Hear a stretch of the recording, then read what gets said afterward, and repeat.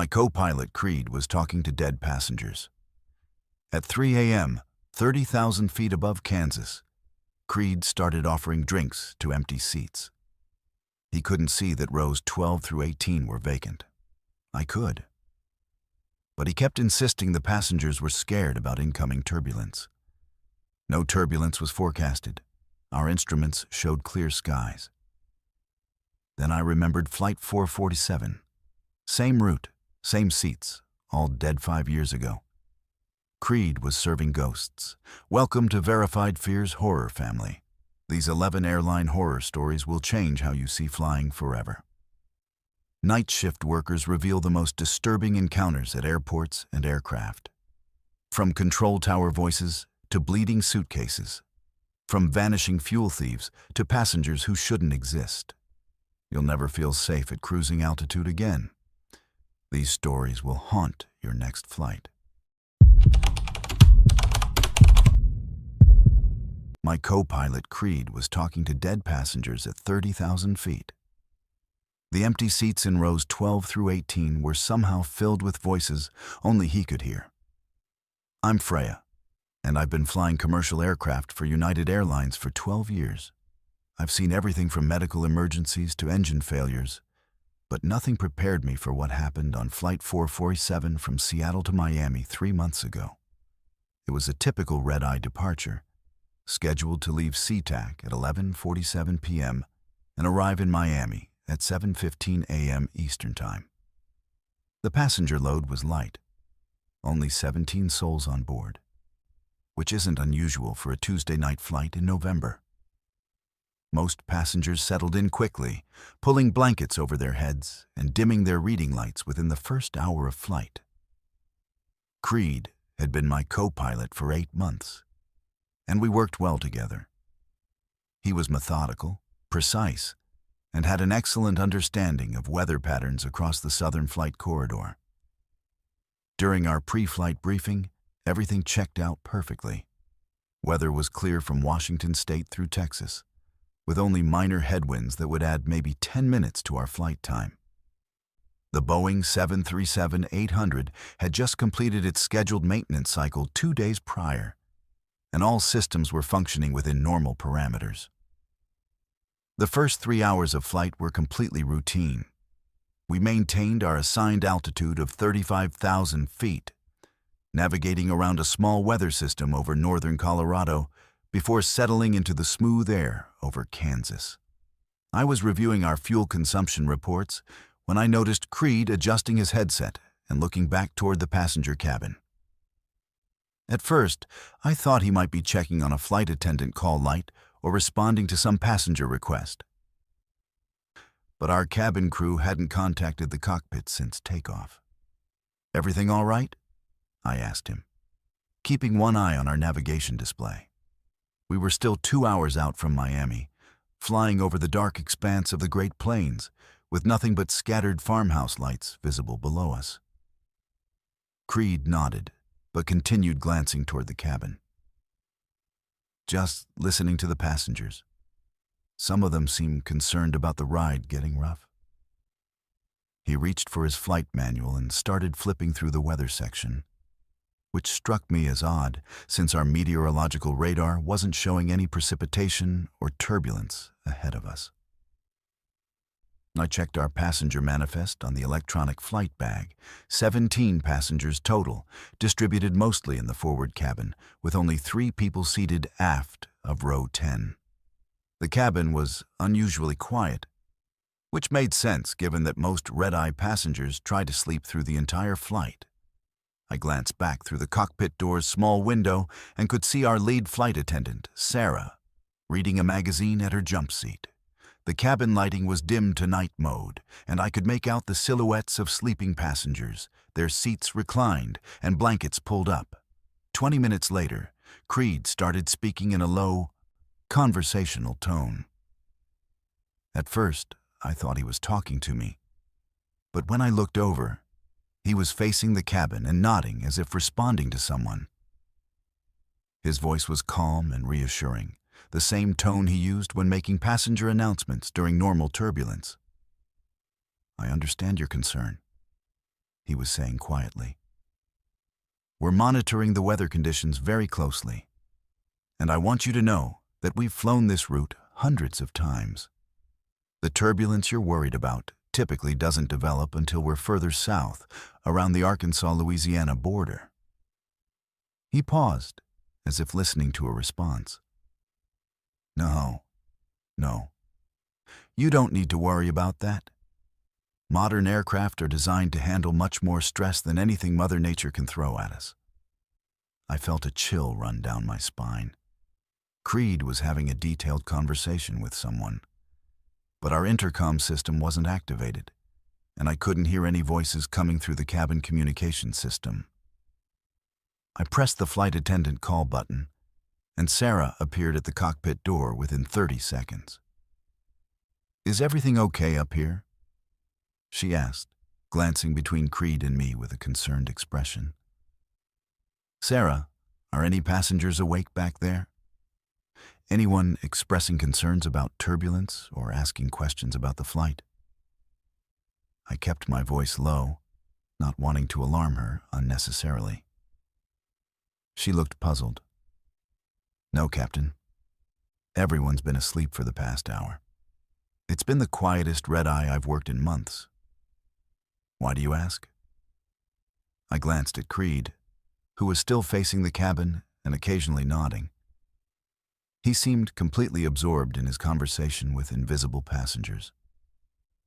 "Has anyone from the cabin tried to contact the cockpit in the last 20 minutes?" "Not at all. The cabin's been completely peaceful." "Should I check on something specific?" Sarah's expression grew more concerned as she noticed Creed's behavior. "No, that's fine. Thanks, Sarah. Just checking on passenger comfort."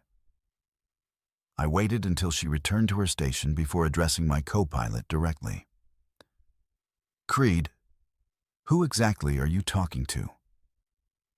I tried to keep my voice steady and professional, but I could feel anxiety building in my chest. He turned toward me with a genuinely confused expression. "The passengers in rows 12 through 18. They're asking about the weather conditions ahead of us. Apparently, some of them have experienced severe turbulence on this route before, and they're concerned about what we might encounter over Arkansas." He gestured toward the cabin, as if the conversation was perfectly normal. I pulled up our seating chart on the electronic display. Rows 12 through 18 were completely empty. According to our passenger manifest, the furthest back anyone was seated was row 11, and that was an elderly gentleman who had been fast asleep since before we reached cruising altitude. The entire aft section of our aircraft was vacant. "Creed, look at the seating chart," I said, angling the display so he could see it clearly. "There's nobody sitting in those rows. The back of the plane is empty." He studied the screen for a moment, then looked back toward the cabin with a frown. "That's strange. The system must be showing outdated information. I can clearly see people back there. There's a woman in 12A with dark hair, wearing a blue sweater. She's particularly worried because she was on a flight last year that hit severe turbulence over this same area. And there's a businessman in 14C who keeps checking his watch and asking about our arrival time." The hair on my arm stood up. I grabbed our flight operations manual and quickly looked up the accident history for Flight 447. What I found made my blood run cold. 5 years and 3 months ago, United Flight 447 on the same Seattle to Miami route had encountered an unexpected severe thunderstorm over southeastern Kansas. The aircraft had hit turbulence so violent that it caused rapid decompression and structural failure, sending the plane into an uncontrollable dive. All passengers and crew were killed instantly when the aircraft impacted the ground at nearly 400 miles per hour. I scrolled through the accident report with trembling hands. The passenger manifest from that fatal flight showed that rows 12 through 18 had been fully occupied. Seat 12A had been assigned to Rebecca Martinez, a 34-year-old marketing executive with dark hair who was traveling to Miami for a business conference. Seat 14C had been occupied by James Patterson, a businessman who had been scheduled to present at an 8 a.m. meeting and was known to be obsessive about punctuality. "Creed," I said, trying to keep panic out of my voice, "I need you to look at our weather radar very carefully. Tell me what you see ahead of us." He adjusted the radar display and studied it intently. Mostly clear skies. There's a small cell developing about 60 miles southeast of our position. But it's weak and shouldn't affect our flight path. Why? The radar was showing exactly what I saw. Clear conditions ahead with only minor weather activity well off our route. But according to the accident report, the fatal Flight 447 had encountered a rapidly developing supercell thunderstorm that hadn't appeared on weather radar until it was too late to avoid. The storm had formed in the exact location where Creed was now reporting minor weather activity. I made the decision that probably saved all our lives. Kansas City Center, United 447 requesting immediate deviation 30 miles south of course due to passenger comfort concerns. We'd like to avoid any potential turbulence in the area. United 447, approved as requested. Maintain flight level 350 and advise when ready to resume navigation. As we banked left to begin our deviation, Creed continued his conversation with the invisible passengers. "Yes, I can see you're feeling better now that we're changing course. That's good. The captain is very experienced with weather avoidance, and we're going to give that area a wide berth tonight." He paused, listening to something I couldn't hear. "You're welcome. Try to get some rest for the remainder of the flight." 20 minutes later, as we were settling back onto our original flight path, the weather radar exploded with activity. A massive thunderstorm cell had rapidly developed exactly where we would have been if we hadn't deviated. The storm was showing extreme weather with hail, severe turbulence, and rotating supercell characteristics. The kind of weather system that could tear an aircraft apart. Kansas City Center, United 447. Looks like we dodged a bullet tonight. That storm cell developed very quickly. Roger, United 447. We're showing that system as extremely dangerous with reports of funnel cloud activity. Good call on the early deviation. For the rest of the flight, Creed gradually stopped his conversations with the phantom passengers. By the time we began our descent into Miami, he was back to normal, discussing approach procedures and runway conditions as if nothing unusual had happened. When I asked him about the passengers in rows 12 through 18, he looked genuinely puzzled and said he didn't remember talking to anyone during the flight. We landed safely at 7:22 a.m., only 7 minutes behind schedule despite our weather deviation. As our 17 passengers deplaned, I watched carefully to see if anyone matched the descriptions Creed had given me. There was no woman with dark hair and a blue sweater, no punctual businessman checking his watch. Just 17 tired travelers who had slept through what might have been their own salvation. I never flew with Creed again after that night. Not because I doubted his flying ability, but because I understood that sometimes the dead care more about the living than we realize. Flight 447's original passengers had tried to save us from repeating their fate, speaking through the only person on board who could hear their warnings. Sometimes the most disturbing horror stories are actually tales of supernatural protection. Guardian angels wearing the faces of tragedy's victims, ensuring that history's darkest moments don't repeat themselves in the skies above America. The container shouldn't have been breathing, but I could see it expanding and contracting in the dim cargo hold light. Something alive was trapped inside, and it had been watching me through the ventilation holes for the past 10 minutes. I'm Piper, and I've worked the graveyard shift in LAX's cargo operations for 6 years. People think loading luggage onto planes is mindless work, but you'd be wrong. Every piece of cargo has documentation, weight specifications, and handling requirements. We're responsible for balance distribution that keeps aircraft stable during flight, and one mistake can kill everyone on board.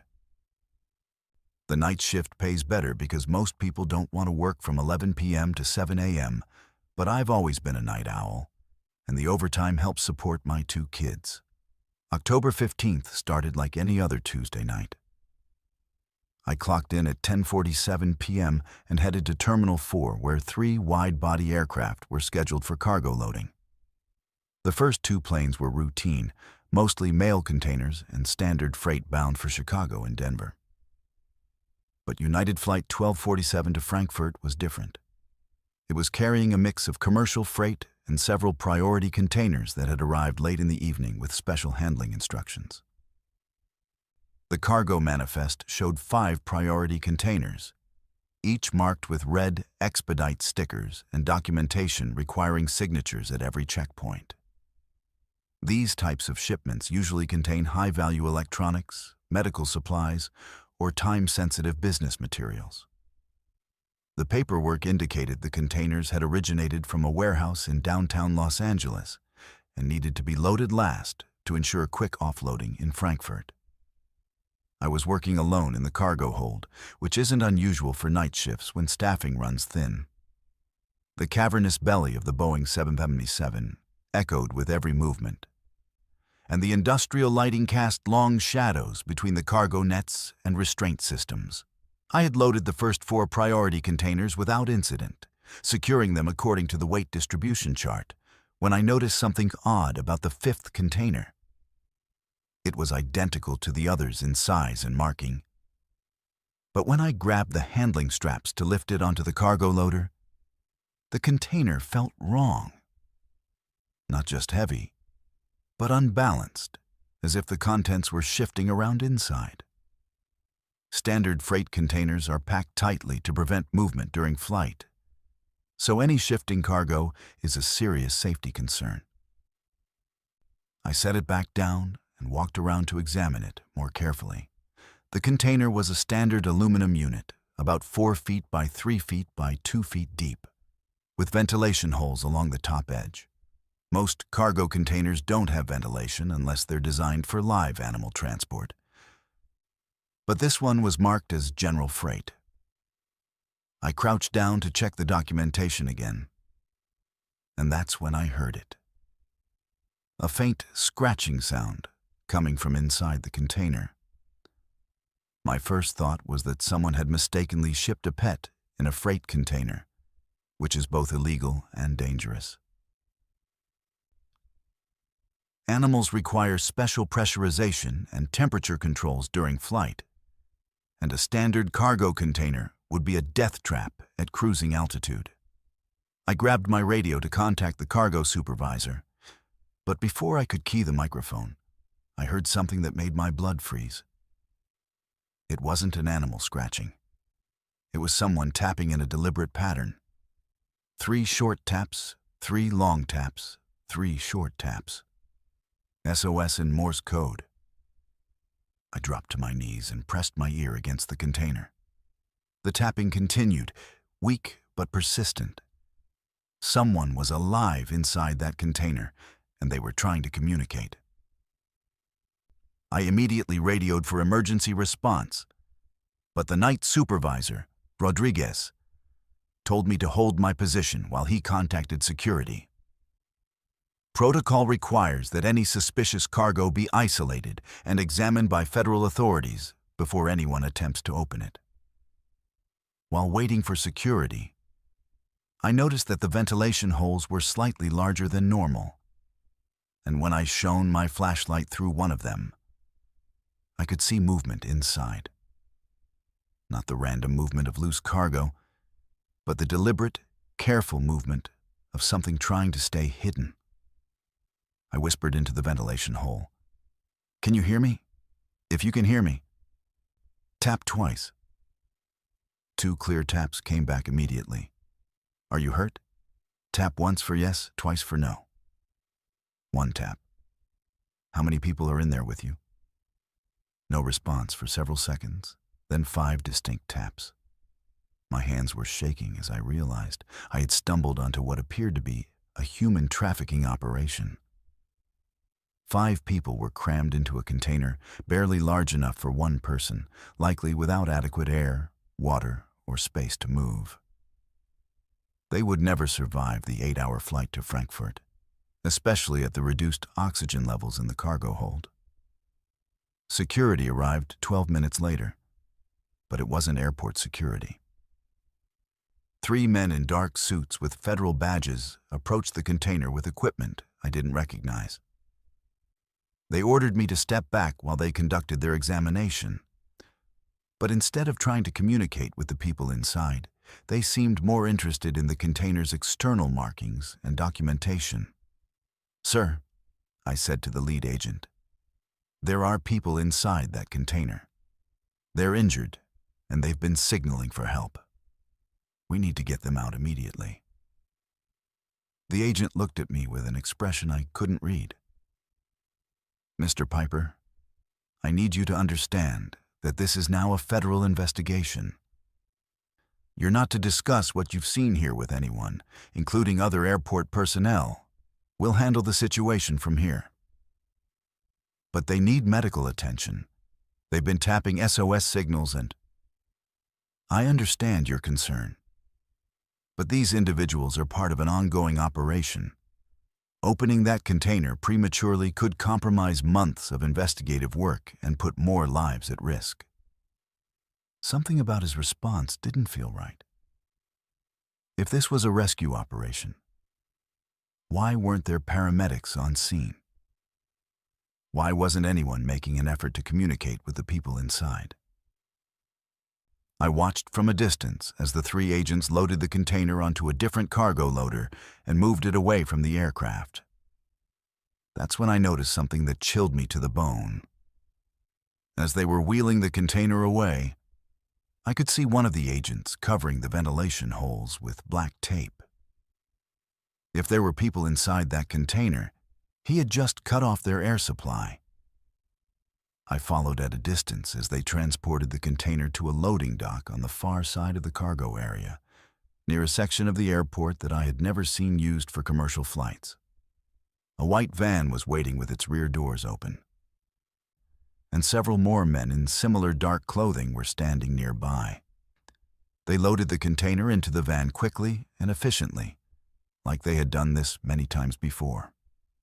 Just before they closed the van doors, I heard it again. The desperate tapping from inside the container. But this time it was weaker, more frantic, and it was accompanied by what sounded like muffled voices calling for help. The men loading the van showed no reaction to the sounds, working with the cold efficiency of people who had learned to ignore human suffering. I tried to get closer to see the license plate on the van. But one of the agents spotted me and walked in my direction.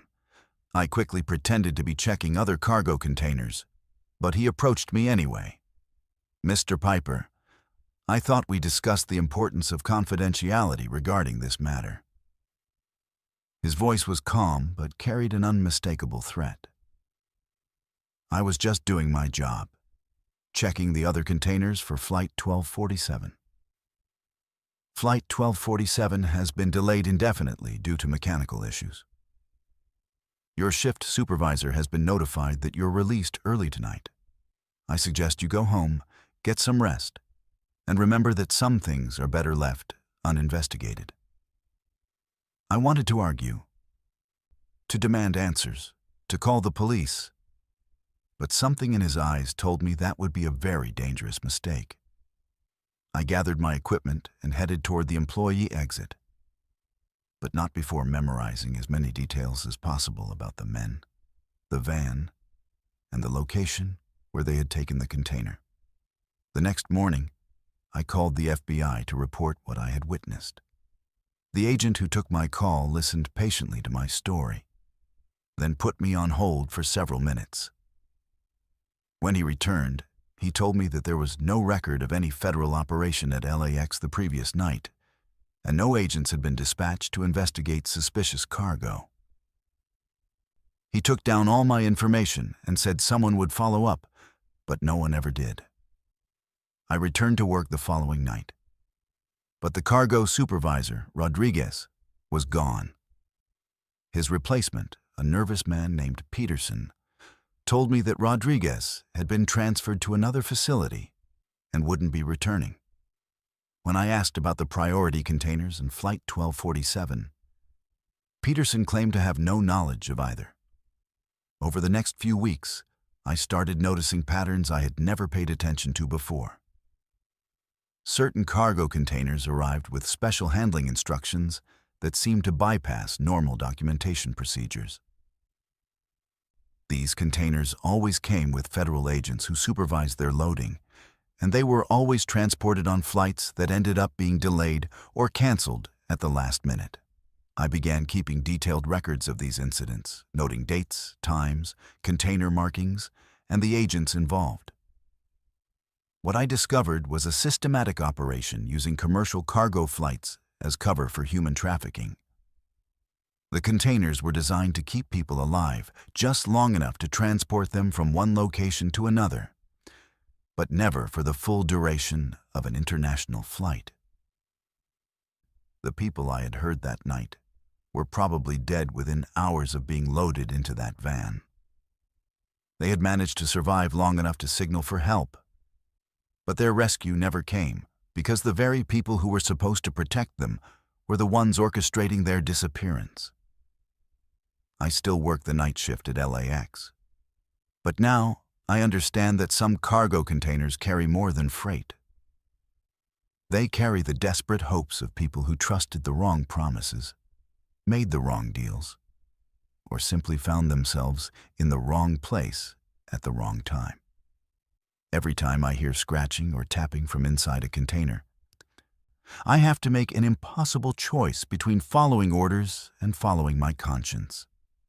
The most disturbing part isn't the trafficking operation itself, but the realization that it operates with official protection, hidden in plain sight among the millions of legitimate cargo containers that move through airports every day.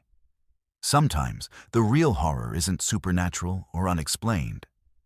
Sometimes it's the systematic evil that thrives in the shadows of ordinary places, protected by people who have sworn to serve justice, but have chosen to serve something far more sinister instead. The radio crackled with a distress call from Flight 401 requesting immediate clearance for emergency landing. The problem was that Flight 401 had crashed into the Everglades 53 years ago with no survivors.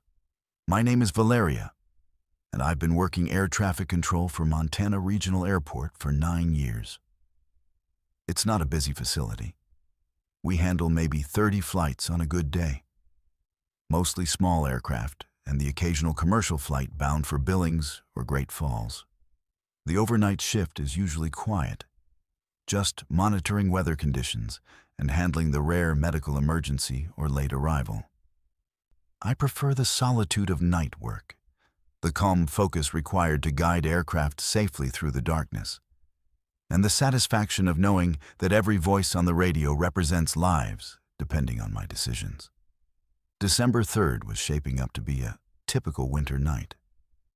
A cold front had moved through earlier, leaving clear skies and temperatures hovering around 15 degrees. I had cleared 2 cargo flights and a medical transport helicopter by midnight. And the airspace was empty, except for a few military training flights parading out of Malmstrom Air Force Base, well outside my jurisdiction. I was reviewing weather reports for the morning shift when my radio suddenly came alive with a transmission that shouldn't have been possible. Montana Regional Tower, this is Eastern Airlines Flight 401, requesting immediate vectors for emergency approach. We have multiple casualties and are losing altitude rapidly. The voice was calm but urgent, with the crisp professionalism of an experienced airline captain reporting a crisis. I checked my radar display immediately. There were no aircraft within 50 miles of my airspace, and certainly no commercial flights scheduled for the next 6 hours. Eastern Airlines had ceased operations in 1991, 28 years before I was even born. I assumed it was either a radio malfunction or someone playing a sick joke on emergency frequencies. Unknown aircraft. This is Montana Regional Tower. Please identify your aircraft type, position, and souls on board. I show no traffic in the area. I kept my voice professional, following standard protocol for unidentified transmissions. Montana Tower, Eastern 401, is a Lockheed L-1011. Position approximately 15 miles southeast of your field at 4,000 feet and descending. We have 176 souls on board, including crew. We experienced catastrophic failure of multiple systems after takeoff from Miami. Request immediate clearance for runway 12. The transmission was crystal clear, without the static or distortion you'd expect from a hoax or equipment malfunction. But everything about it was impossible. Eastern Flight 401 was a real flight that had crashed in the Florida Everglades on December 29, 1972. Killing 101 people when the crew became distracted, troubleshooting a landing gear indicator light, and flew the aircraft into the ground. I knew about the crash because it had become a famous case study in aviation safety training. More disturbing was the fact that my radar was still showing completely empty airspace. If there really was a large aircraft 15 miles southeast of the airport at 4,000 feet, it would be clearly visible on my primary and secondary radar displays. I checked all my equipment twice, ran diagnostics on the radar system, and even called Billings Approach to confirm they weren't tracking any unidentified aircraft in the area. Negative contact on any aircraft matching that description. Billings confirmed. Are you having equipment problems up there? Before I could respond, Flight 401 transmitted again. Montana Tower. We're continuing our descent. Our navigation equipment is malfunctioning, and we're flying on visual reference only. We can see your airport lighting, but we're having difficulty determining wind direction and runway alignment. Can you provide current weather conditions? I was torn between following emergency procedures and the growing certainty that I was experiencing some kind of psychological episode. The voice on the radio sounded absolutely genuine. I could hear background noise that suggested a real aircraft cockpit, including the subtle hum of engines and the occasional beeping of warning systems. But my instruments were telling me that nothing was there. Flight 401. Current conditions at Montana Regional are winds 340 at 12 knots, visibility 10 miles, temperature -8 degrees Celsius, altimeter 3042. Be advised, I have no radar contact with your aircraft. Can you confirm your position and altitude? Roger, Montana Tower. We're showing 2,800 feet on our altimeter, but our instruments may be unreliable. We can see your runway lights clearly now. Requesting clearance to land runway 12. I made the decision to treat this as a real emergency. Even if I was having some kind of breakdown, the possibility that there was actually an aircraft in distress outweighed my concerns about my own mental state. I activated emergency protocols, alerting fire and rescue services and requesting ambulances on standby. Flight 401, you are cleared to land runway 12. Emergency equipment is standing by. Contact ground control on 121.9 after landing. Thank you, Montana Tower. We're grateful for your assistance. This has been a very long flight. That phrase sent chills down my spine. According to the historical records, Eastern Flight 401's captain had made similar comments during his final transmissions before the crash, describing the flight as feeling unusually long due to the extended troubleshooting of their landing gear problem. I watched my radar display intently, expecting to see the aircraft appear as it got closer to the airport. Emergency vehicles were positioning themselves along the runway, their flashing lights visible through the control tower windows. But my radar remained empty, showing no aircraft anywhere in the vicinity. Flight 401, I still have no visual or radar contact. Can you confirm you are on final approach to runway 12? Affirmative, Montana Tower. We're on final now, approximately 3 miles out. The runway lights are clearly visible and we're aligned for landing. Our passengers are secured and prepared for emergency landing procedures. I stepped outside onto the control tower's observation deck, scanning the southeastern sky for any sign of aircraft lights. The night was crystal clear, with unlimited visibility and no clouds that could obscure an approaching aircraft. I should have been able to see landing lights, navigation strobes, or any indication of a large commercial aircraft on final approach. But the sky was completely empty. Flight 401, this is Montana Tower.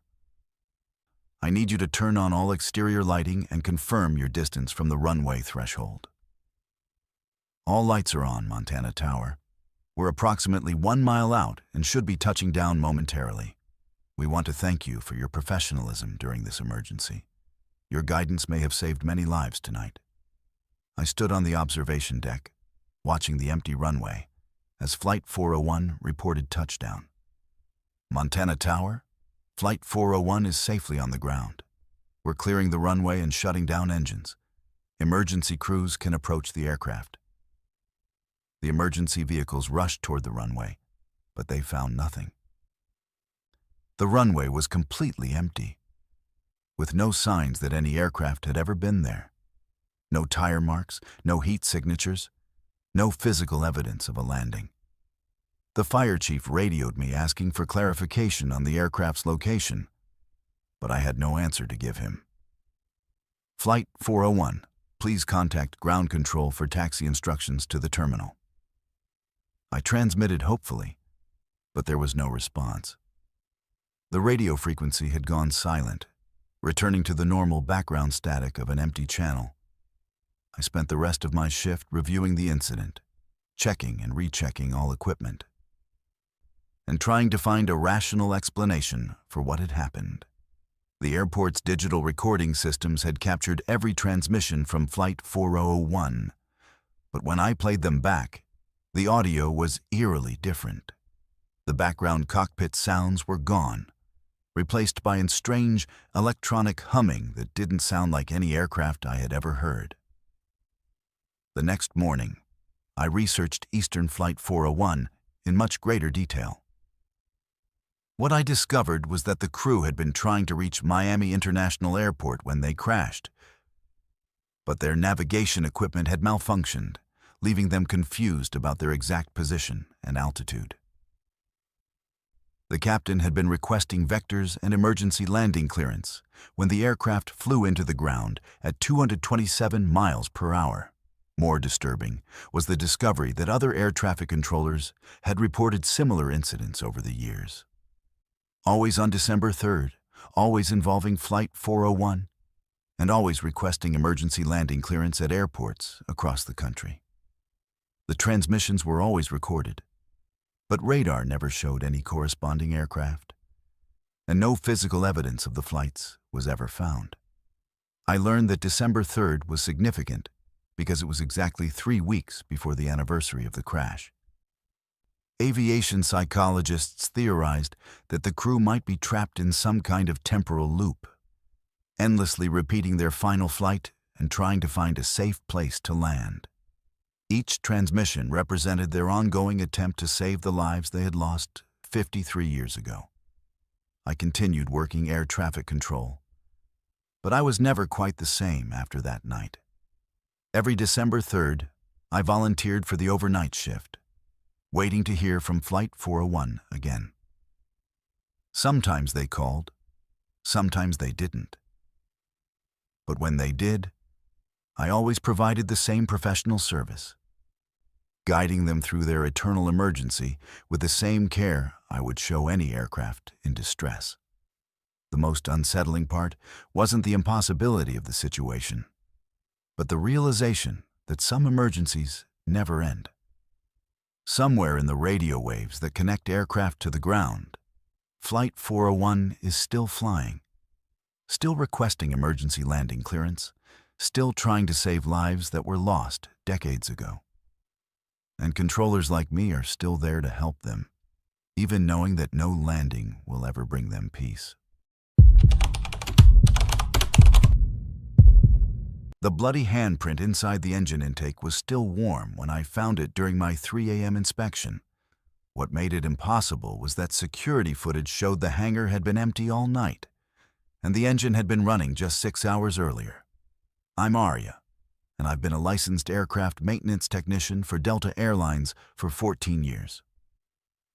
My specialty is turbofan engine inspection and repair, which means I spend most of my time crawling inside some of the most powerful and dangerous machinery ever built. A single mistake during maintenance can kill hundreds of people, so we follow strict protocols for every inspection, every repair, every component replacement. The night shift at Atlanta's Hartsfield-Jackson is where the real work happens.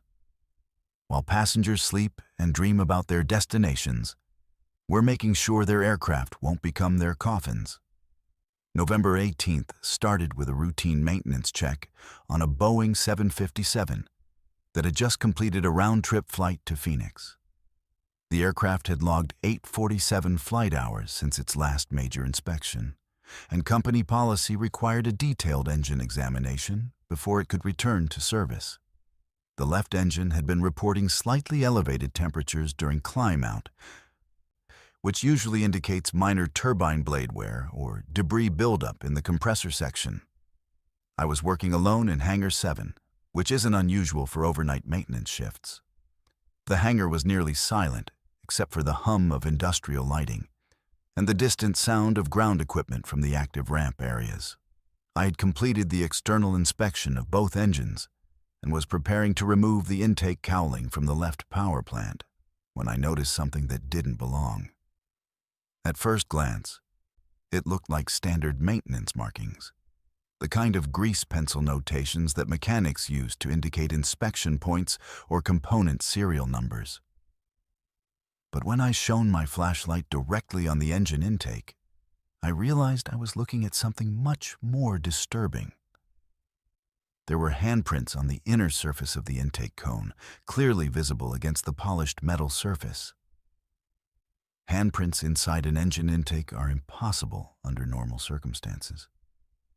The intake cone is located deep within the engine's air inlet, and accessing it requires specialized tools and safety procedures. More importantly, these handprints appeared to be made with blood, not grease or hydraulic fluid. The prints were dark red, with clear finger ridges and palm patterns that suggested they had been pressed against the metal surface with considerable force. I immediately shut down all hangar lighting and contacted security. Company protocol requires that any evidence of sabotage or tampering be reported immediately, and bloodstains definitely qualified as suspicious circumstances. While waiting for the security supervisor, I used my portable LED work light to examine the prints more carefully. What I saw made my stomach turn. These weren't just random smears or accidental contact marks. Someone had deliberately placed both hands against the inside surface of the engine intake, pressing hard enough to leave detailed fingerprints in what appeared to be fresh blood. The prints were positioned as if someone had been trying to climb out of the engine from the inside, clawing desperately at the smooth metal walls. Security Supervisor Jenkins arrived within 10 minutes, accompanied by 2 airport police officers and a crime scene photographer. They examined the evidence carefully, taking detailed photographs and measurements of the handprints. What they found was even more disturbing than I had initially realized. "These prints are still warm," Jenkins said, using an infrared thermometer to check the surface temperature. "Whatever happened here occurred within the last few hours." He looked at me with a concerned expression. "You're certain this aircraft hasn't been operated since it arrived from Phoenix?" I checked the maintenance log again.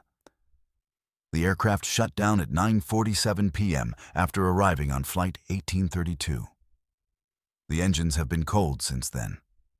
Nobody has accessed this hangar except me, and I've been here since 2 a.m. Officer Martinez was examining the security footage on a portable monitor. "We're showing continuous coverage of this hangar from 6 p.m. tonight until now. Nobody entered or exited, except for you at 2:03 a.m. The hangar has been secured and empty for the past 5 hours." That's when Jenkins made a discovery that changed everything. Using a high-powered flashlight, he found additional evidence deeper inside the engine. There are more handprints further back, near the compressor inlet, and what looks like fabric fragments caught on the compressor blades. The fabric was dark blue, consistent with standard airline employee uniforms. Crime scene techs carefully extracted several pieces, including what appeared to be part of a name tag, with partial lettering that read, "OMAS D." The fabric showed signs of extreme heat damage and tearing that suggested violent contact with rotating machinery. "We need to check employee records for anyone named Thomas," Martinez said. "And we need to review the passenger manifest and crew roster for Flight 1832. The investigation revealed something that made everyone involved question the evidence of their own eyes. Flight 1832's crew roster included First Officer David Thomas, a 15-year veteran with an exemplary safety record. But according to the flight crew, Thomas had completed the flight normally, gone through standard post-flight procedures, and left the airport at approximately 10:30 p.m. to drive home to his apartment in Marietta. More disturbing was the discovery that David Thomas had been found dead in his apartment at 11:15 p.m., apparently from a massive heart attack. The medical examiner estimated time of death at approximately 10:45 p.m., which was 15 minutes after he had left the airport and more than 4 hours before I had discovered the handprints in the engine. "Let me understand this correctly," Detective Rodriguez said during his interview with me the next morning. "You found fresh blood evidence suggesting that someone was inside an engine that hadn't been running for over 5 hours, and that someone appears to be a pilot who died of natural causes at home 4 hours before you made the discovery." I nodded, knowing how insane it sounded. "The handprints were warm, Detective. The blood was still tacky to the touch. Whatever happened in that engine occurred recently, not hours ago." The investigation continued for 3 days, with federal aviation authorities joining local police in trying to explain the physical evidence. The DNA analysis of the blood came back as a positive match for David Thomas, confirming that it was his blood inside the engine. But toxicology reports showed no evidence of trauma or foul play in his death. He had simply suffered a massive cardiac event while sitting in his living room chair. The fabric analysis was even more puzzling. The pieces recovered from the engine compressor matched Thomas's uniform shirt, but the shirt he was wearing when his body was discovered was intact and showed no signs of damage or missing fabric. It was as if 2 versions of the same shirt existed simultaneously. "I've been investigating aviation accidents for 22 years, Federal Aviation Inspector Hawkins told me.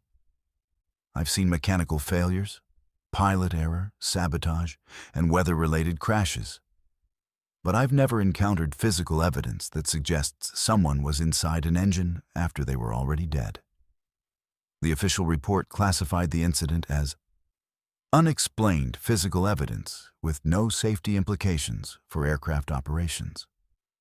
The engine was completely disassembled, inspected, and rebuilt with new components before being returned to service. But the investigators never found a rational explanation for how David Thomas's blood and uniform fragments had appeared inside an engine that hadn't been running since before his death. I continued working night maintenance shifts, but I started paying attention to details I had never noticed before. Engines that had been shut down for hours sometimes showed signs of recent heat buildup. Aircraft that had been secured and empty overnight occasionally contained personal items that hadn't been there during pre-shift inspections. Most disturbing were the maintenance logs that sometimes contained entries in handwriting I didn't recognize, documenting work that had never been performed. 6 months later, I learned about similar incidents at other maintenance facilities across the country, always involving recently deceased airline personnel, always discovered during overnight shifts, and always leaving behind physical evidence that contradicted the timeline of events. The common factor was that the deceased individuals had all died suddenly while off duty, often from heart attacks or other medical emergencies. Aviation psychologists theorize that some airline personnel become so emotionally connected to their aircraft that death doesn't immediately sever their sense of professional responsibility. They continue trying to perform their duties, inspecting engines, checking systems, and ensuring aircraft safety even after their physical bodies have stopped functioning. I still work the night shift, still perform detailed engine inspections, and still find evidence that defies logical explanation. Sometimes it's handprints in impossible locations. Sometimes it's tools arranged in patterns that suggest recent use. And sometimes it's just the feeling that someone else is in the hangar with me, continuing their work in the shadows between life and death. The most disturbing realization isn't that dead airline personnel continue working after death, but that their dedication to safety extends beyond the grave. They're still trying to protect passengers, still performing inspections, still maintaining the aircraft they served in life. In an industry where human error can cause mass casualties, perhaps some professionals are simply too committed to their responsibilities to let death interfere with their duties. The elderly woman in 13F had boarded at every single stop on our cross-country red-eye, but her name never appeared on any passenger manifest. She kept whispering about crashes that hadn't happened yet, and her boarding pass was dated 37 years in the future. I'm Adeline, and I've been a senior flight attendant with American Airlines for 19 years. I've worked every type of route imaginable: short domestic hops, international long hauls, charter flights, and the dreaded red-eye runs that most crew members try to avoid. There's something uniquely challenging about overnight flights. Passengers are irritable, cabin service is minimal, and you're fighting your own circadian rhythms while trying to maintain professional composure. But the red-eyes pay well, and after nearly 2 decades in the industry, I thought I had seen every possible passenger situation. Flight 2847 from Los Angeles to Boston was scheduled as a multi-stop overnight service, with brief stops in Phoenix, Denver, and Chicago. It's not a popular routing. Most passengers prefer direct flights. But it serves smaller markets and provides connectivity for travelers willing to sacrifice convenience for lower fares. The October 31st departure was typical for this route. With maybe 60 passengers spread across a 737 configured for 149 seats. Our first unusual passenger boarded in Los Angeles during the initial boarding process. She was an elderly woman, probably in her 70s, with silver hair pulled back in a neat bun and wearing a dark blue traveling suit that looked like it belonged in the 1980s. She moved slowly down the aisle with the careful precision of someone who had flown extensively, but was no longer confident about navigating crowded aircraft. What caught my attention was her seat selection. She had chosen 13F, a window seat in what's traditionally considered an unlucky row. Most airlines skip row 13 entirely due to superstitious passengers, but American still includes it on older aircraft configurations. The woman settled into her seat quietly, declining beverages or reading materials, and spent most of the flight to Phoenix staring out the window with an expression I couldn't quite interpret. When we landed in Phoenix for our scheduled 40-minute stop, I watched carefully as passengers deplaned for the brief layover. Some were continuing to Boston, others were ending their journey in Phoenix, and a few new passengers would be boarding for the next segment. The elderly woman in 13F gathered her small handbag and deplaned along with everyone else, moving through the jet bridge with the same careful, deliberate steps she had used during boarding. During the Phoenix boarding process, I was busy with cabin preparations and passenger assistance. But I noticed the same elderly woman walking down the aisle toward her seat. She was wearing the identical dark blue suit, carrying the same small handbag, and she moved with the exact same careful precision I had observed in Los Angeles. She settled into seat 13F as if she had never left. "Excuse me," I said, approaching her seat with my most professional smile. "I believe I saw you deplane in Phoenix. Are you continuing with us to Boston?" She looked up at me with pale blue eyes that seemed strangely familiar, though I was certain I had never met her before. "Yes, dear. I always fly this route. It's important that I complete the journey." I checked my passenger manifest on the electronic tablet, but there was no record of anyone assigned to seat 13F for the Phoenix to Denver segment. The seat showed as available, which should have been impossible if she had a valid boarding pass. "Ma'am, could I see your boarding pass? I want to make sure your seat assignment is correct." She handed me a standard American Airlines boarding pass. But when I examined it closely, something was very wrong. The flight number was correct, AA28847, but the date printed on the pass was October 31st, 2062. The boarding pass was dated 37 years in the future. "I think there might be an error with your boarding pass," I said carefully. "The date seems to be incorrect." "Oh, that," she said with a gentle smile. "Time moves differently when you're trying to prevent something terrible. The important thing is that I'm here to help." Before I could ask her to clarify what she meant, other passengers were settling into their seats and we were preparing for departure to Denver. I made a mental note to discuss the situation with the gate agent in Denver. But for now, seat 13F was empty, according to our records, and the woman seemed harmless enough. During the flight to Denver, I found myself checking on her frequently. She spent the entire segment staring out the window, occasionally writing notes in a small leather journal with handwriting that looked remarkably old-fashioned. When I offered her beverages or snacks, she politely declined, saying she was watching for weather patterns.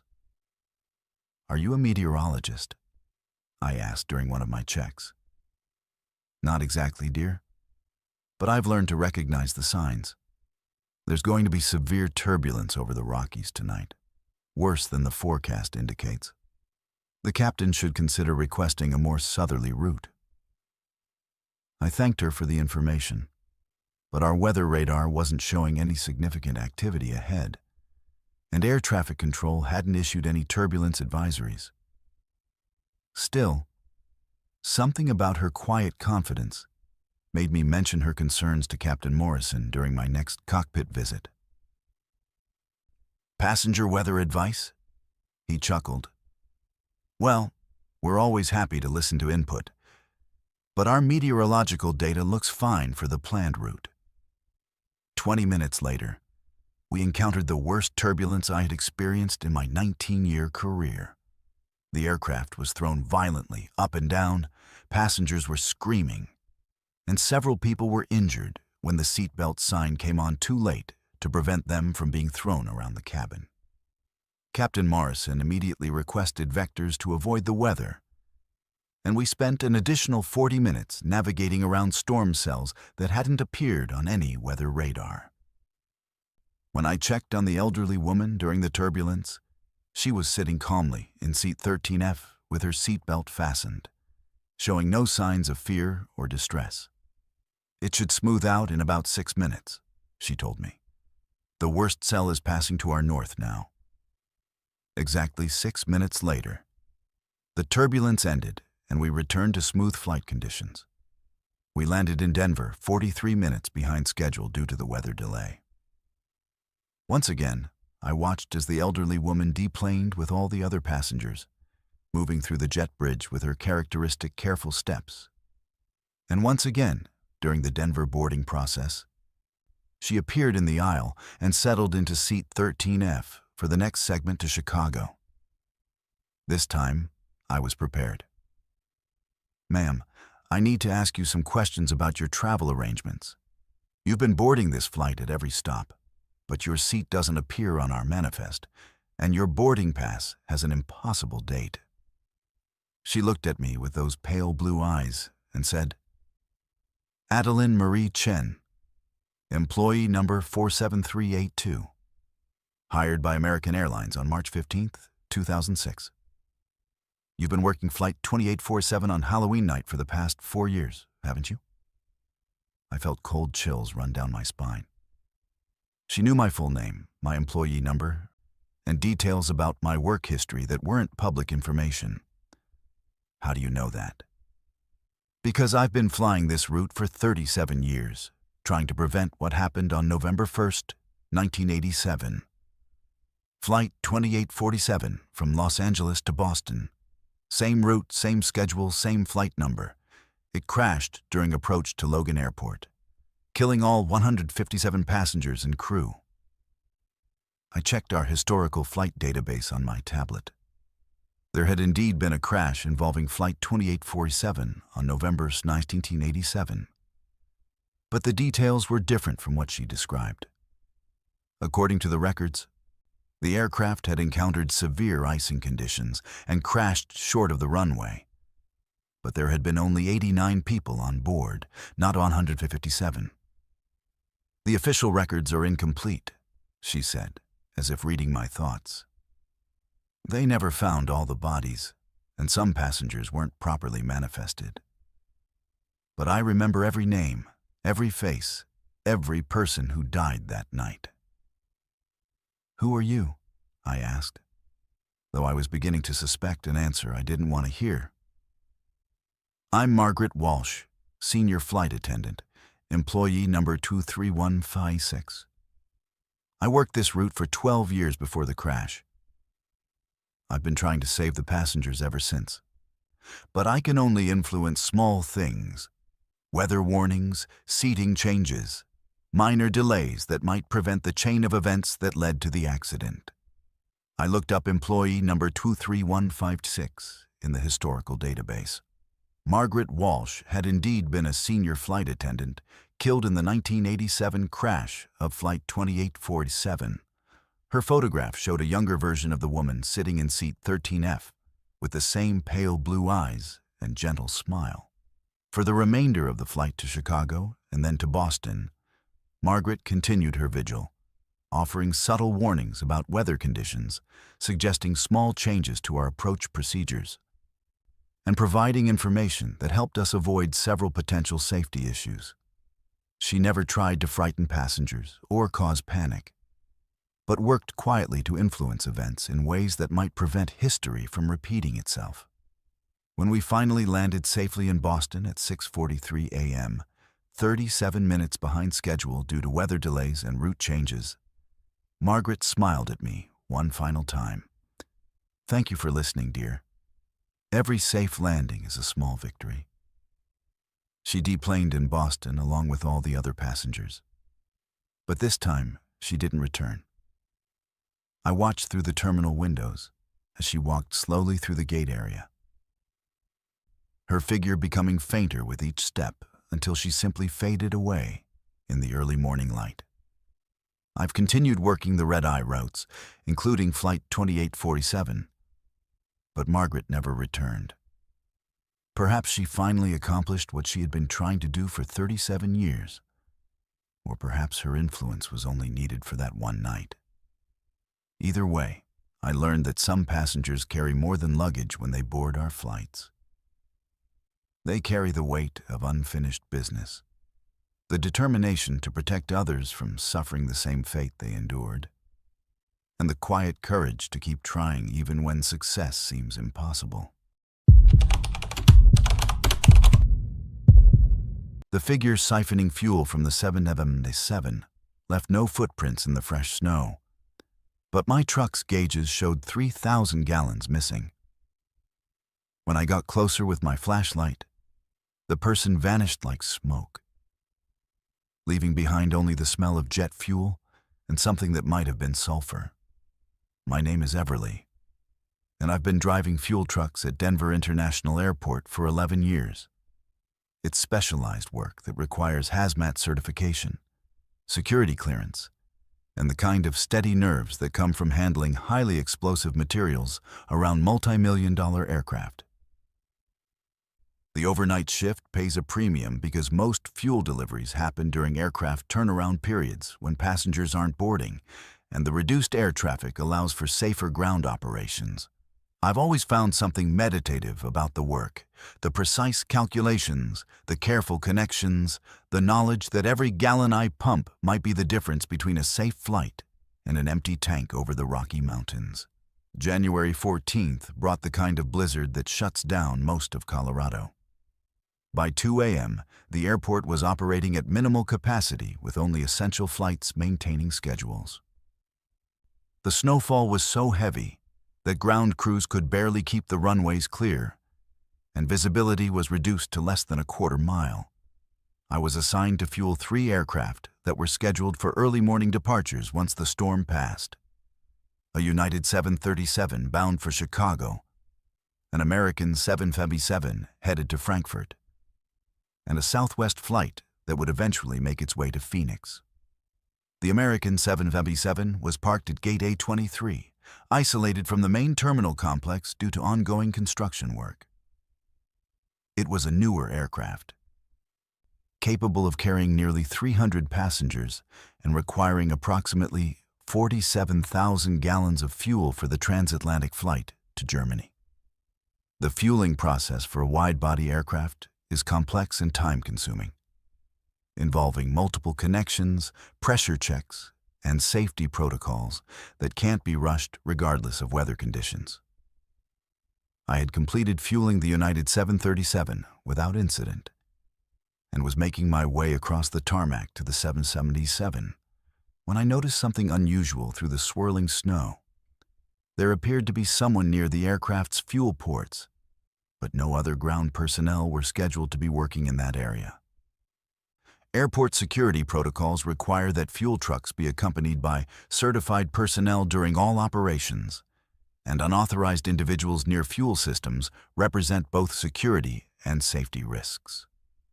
As I drove closer, I could make out a figure in what looked like standard airport ground crew clothing, dark coveralls, and a reflective vest. The person was working methodically around the aircraft's fuel system, but something about their movements seemed wrong. They were too fluid, too precise, like someone who had performed the same actions thousands of times without ever having to think about the individual steps. I parked my fuel truck about 50 feet away and activated the emergency flashers, following standard protocol for approaching an unknown situation involving fuel systems. The figure appeared to be connecting some kind of equipment to the aircraft's fuel ports, but I couldn't identify the machinery from a distance. More concerning was the fact that I could see fuel flowing from the aircraft, creating a stream that should have been clearly visible in the snow, but somehow wasn't leaving any trace on the ground. "Hey," I called out, stepping down from the cab of my truck. "You're not authorized to be working on that aircraft." The figure straightened up and turned toward me, but even with my high-powered work lights illuminated, I couldn't make out any facial features. The person seemed to be wearing some kind of hood or mask that obscured their identity completely. They raised one hand in what might have been a greeting or warning, then returned to their work as if I wasn't there. I grabbed my radio to contact airport security, but the device was producing nothing but static and electronic interference. The storm shouldn't have been affecting communications equipment, and my radio had been working perfectly just 20 minutes earlier during my check-in with dispatch. I tried my cell phone and found the same problem. No signal, no data connection, just dead silence, where there should have been network coverage. With no way to call for backup, I decided to approach the figure directly. I grabbed a heavy-duty flashlight from my truck and walked carefully across the tarmac, trying to avoid slipping on the accumulating snow and ice. As I got closer, I could hear the sound of fuel flowing and pumping equipment operating, but it didn't sound like any machinery I was familiar with. The noise was too smooth, too rhythmic, almost like breathing. When I was about 20 feet away, I shone my flashlight directly at the figure and called out again. "Sir, you need to step away from that aircraft immediately. You're in violation of federal aviation security regulations." That's when I realized something that made my blood run cold. The person was indeed draining fuel from the 777, but the fuel wasn't pooling on the ground or flowing into any visible container. It was simply disappearing, vanishing into the air, as if it was being consumed by something I couldn't see. More disturbing was the fact that despite walking through fresh snow that was already several inches deep, the figure had left no footprints leading to or around the aircraft. I looked back at my own path and could clearly see the deep impressions my boots had made in the snow, along with the tire tracks from my fuel truck. But the area around the aircraft showed no sign that anyone had been walking there. It was as if the figure was floating above the ground, working on the fuel system without ever making physical contact with the tarmac. "Who are you?" I shouted, my voice barely audible over the wind and snow. "What are you doing to that aircraft?" The figure turned toward me again, and this time I got a better look at what I was dealing with. It definitely wasn't human. The proportions were wrong, too tall, too thin, with movements that suggested joints bending in directions that human anatomy doesn't allow.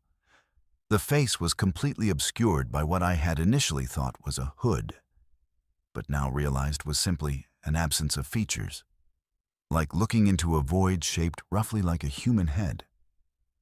I fumbled for my flashlight's high-intensity setting and hit the figure with a full 3,000 lumen beam.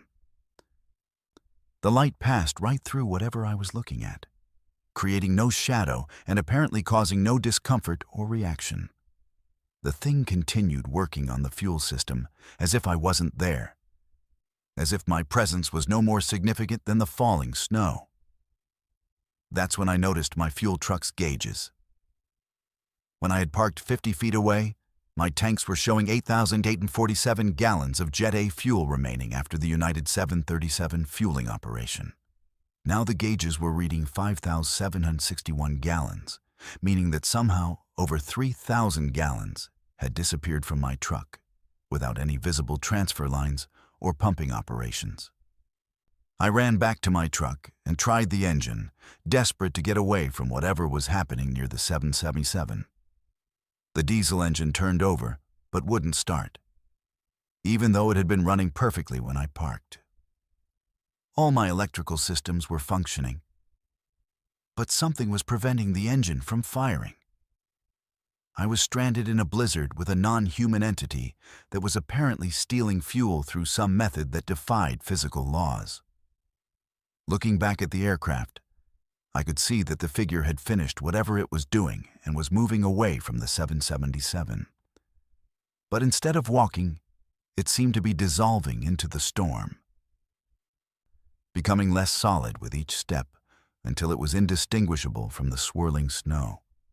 Within moments, there was no sign that anything had ever been there. My truck's engine started immediately once the figure disappeared, and my radio crackled back to life with normal airport communications traffic. I contacted security and reported the incident.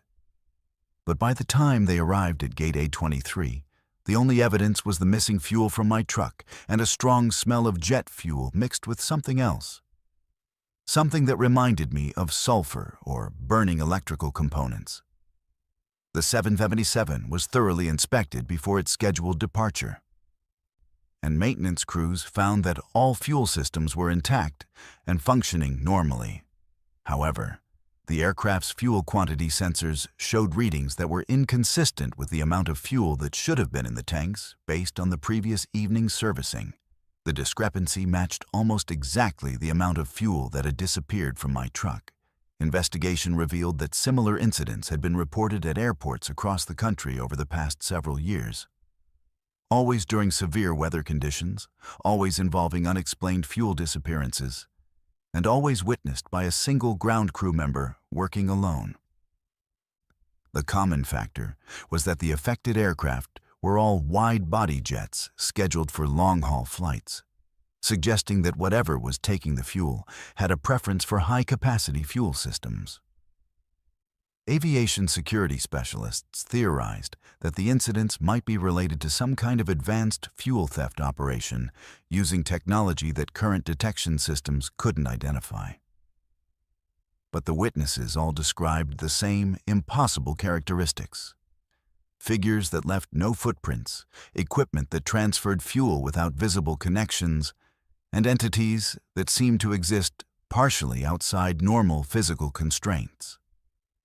I continued working fuel truck operations, but I started carrying additional detection equipment and maintaining constant radio contact with dispatch during overnight shifts. The entity never returned, at least not when I was present. But other drivers reported similar encounters during severe weather conditions. We learned to work in pairs during storms, and fuel disappearances dropped significantly once we implemented buddy system protocols. The most disturbing aspect wasn't the fuel theft itself, but the realization that something non-human was operating within airport security perimeters, using methods that suggested technology far beyond current human capabilities. Whether it was extraterrestrial, interdimensional, or something else entirely, it had developed an interest in aviation fuel that posed potential risks to flight safety. The thought that passenger aircraft might be taking off with insufficient fuel due to these mysterious disappearances added a layer of anxiety to every fueling operation I performed. The suitcase in Carousel 7 was bleeding through its leather seams, leaving dark stains on the conveyor belt. Inside, I found fresh surgical instruments and a handwritten note warning about Dr. Reese, who harvests organs from sleeping passengers at 30,000 feet. I'm Genevieve, and I've worked baggage handling at Chicago O'Hare for 8 years. People think our job is just throwing suitcases around. But there's a science to it. Weight distribution, fragile item protocols, security screening procedures, and the constant vigilance required to spot suspicious packages that could endanger aircraft and passengers. The overnight shift handles connecting flights from the West Coast, red-eye arrivals, and international cargo that needs processing before morning departures. It's demanding work that requires attention to detail, because one mishandled bag can mean the difference between a passenger making their connection and missing a crucial business meeting or family emergency.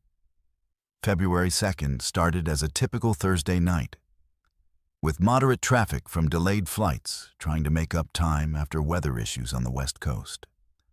I was working the international baggage sorting area, processing luggage from a Lufthansa flight that had arrived from Munich with connections to smaller Midwest cities.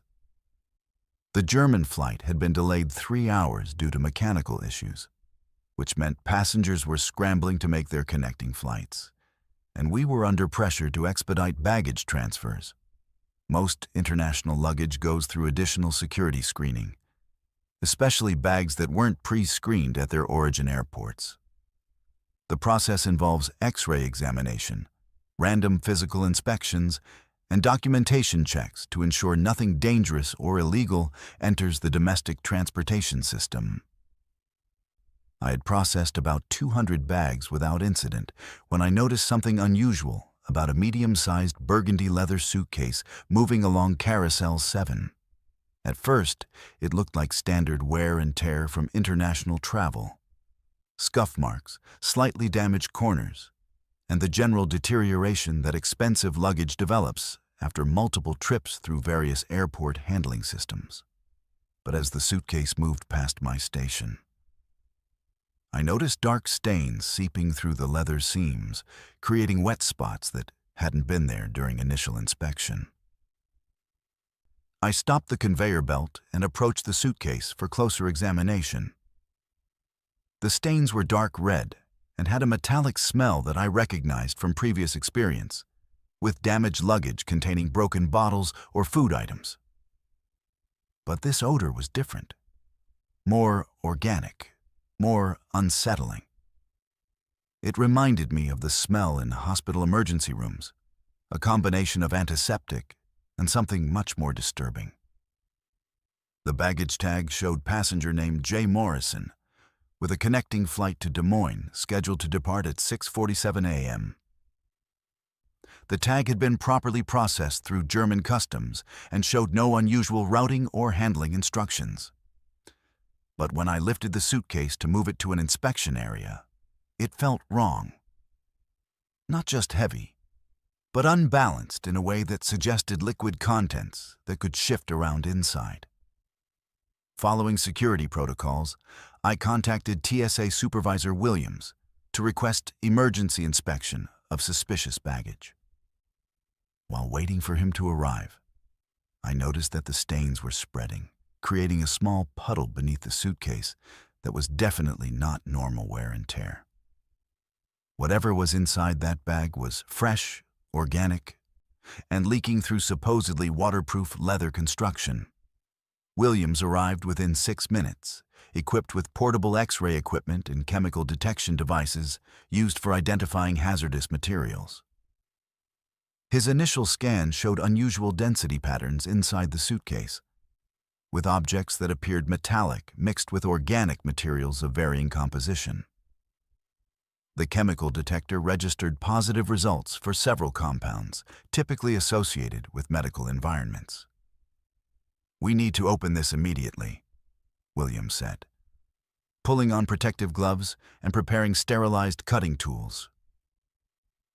The chemical readings suggest biological materials that could pose health risks. The suitcase wasn't locked, which struck me as odd for international travel containing valuable items. Williams carefully opened the latches and lifted the lid, revealing contents that made both of us step back in shock. The interior was lined with medical-grade plastic sheeting, and it contained what appeared to be a complete set of surgical instruments, along with several sealed containers holding what looked like human tissue specimens. But the most disturbing discovery was a handwritten note placed prominently on top of the surgical tools. Written in precise block letters, it read, "Warning, Dr. Jamie Reese, seat 14A on connecting flights, harvests organs from sedated passengers during overnight flights, operates with accomplice flight attendant Princeton Rhodes. Victim selected based on blood type compatibility. Evidence collection in progress. Contact FBI immediately." Williams immediately called federal authorities while I secured the area and documented the scene with photographs.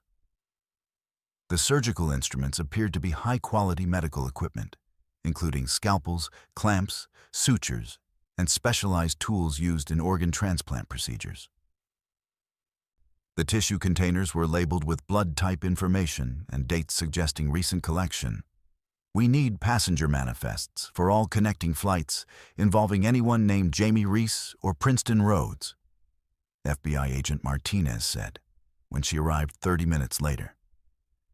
"And we need to identify the owner of this suitcase immediately." The investigation revealed disturbing information about both individuals mentioned in the warning note. Dr. Jamie Reese was indeed a licensed surgeon who frequently traveled on red-eye flights, ostensibly for medical conferences and consultation work. Princeton Rhodes was a flight attendant with American Airlines who had worked multiple routes involving Dr. Reese's travel schedule over the past 18 months.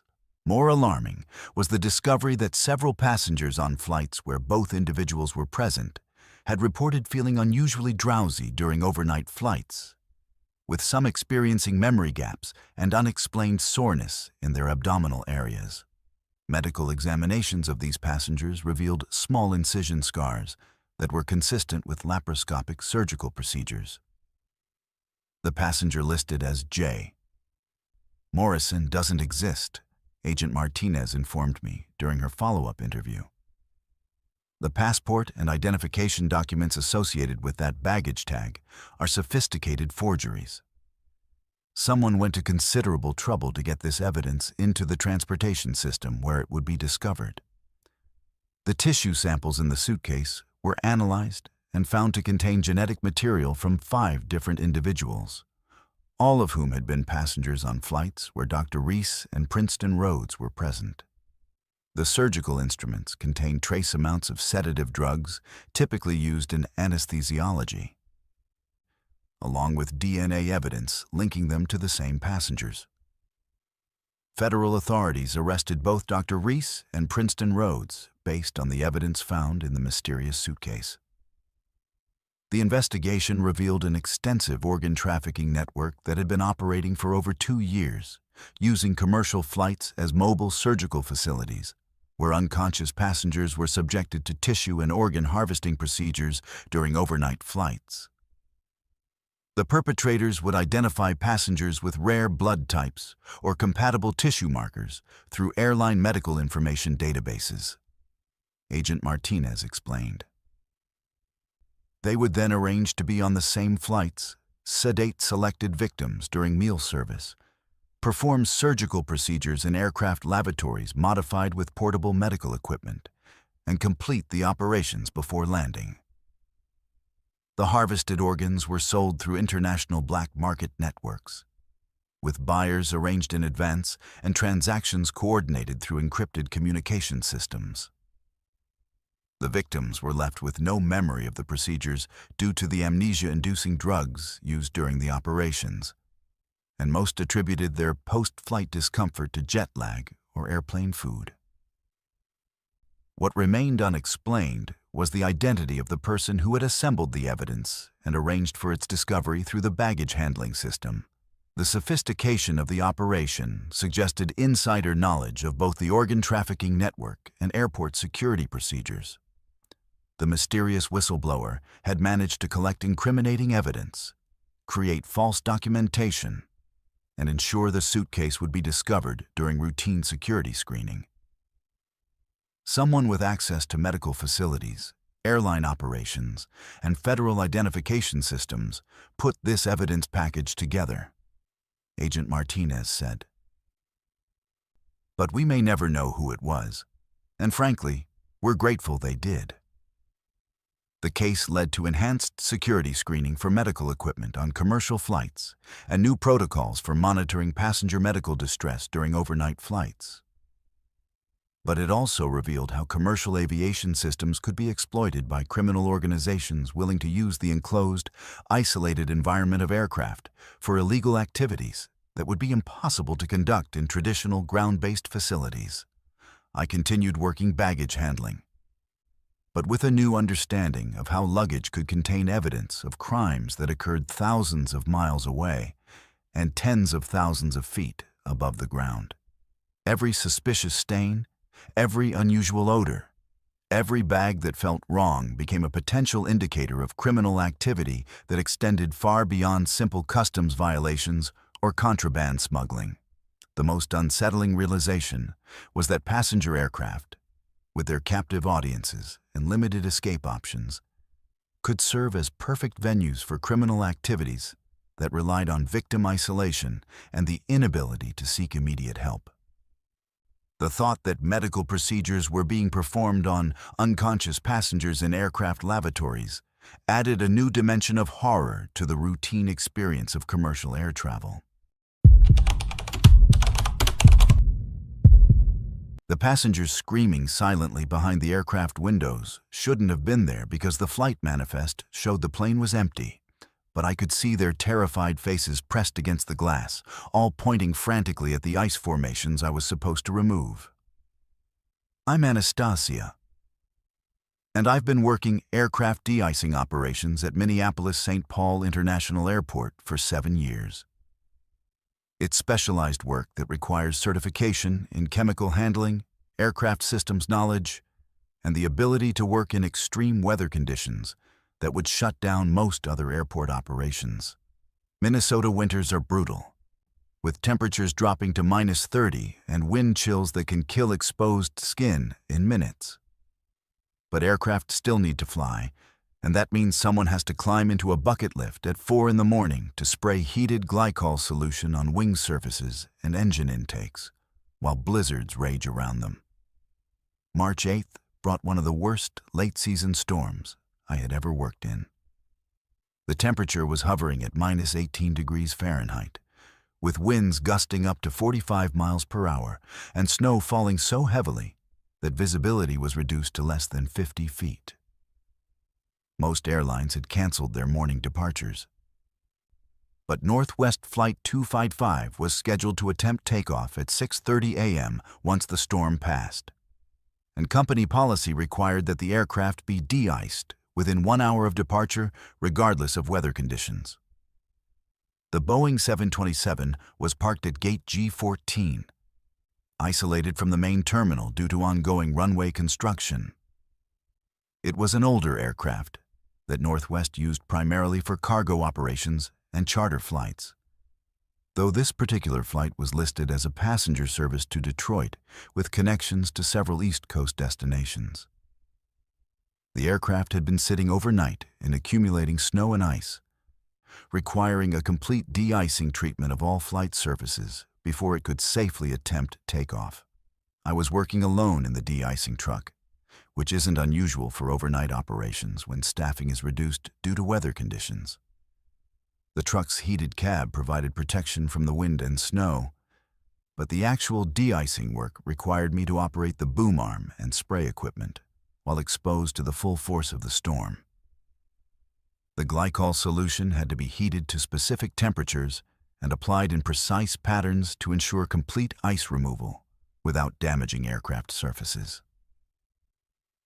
As I positioned the truck near the 727's starboard wing, I noticed something unusual about the aircraft's interior lighting. Most empty aircraft are kept in minimal power mode overnight, with only essential systems activated and cabin lighting turned off to conserve battery power. But Flight 255 had most of its cabin lights on, and I could see movement through the passenger windows that suggested people were on board.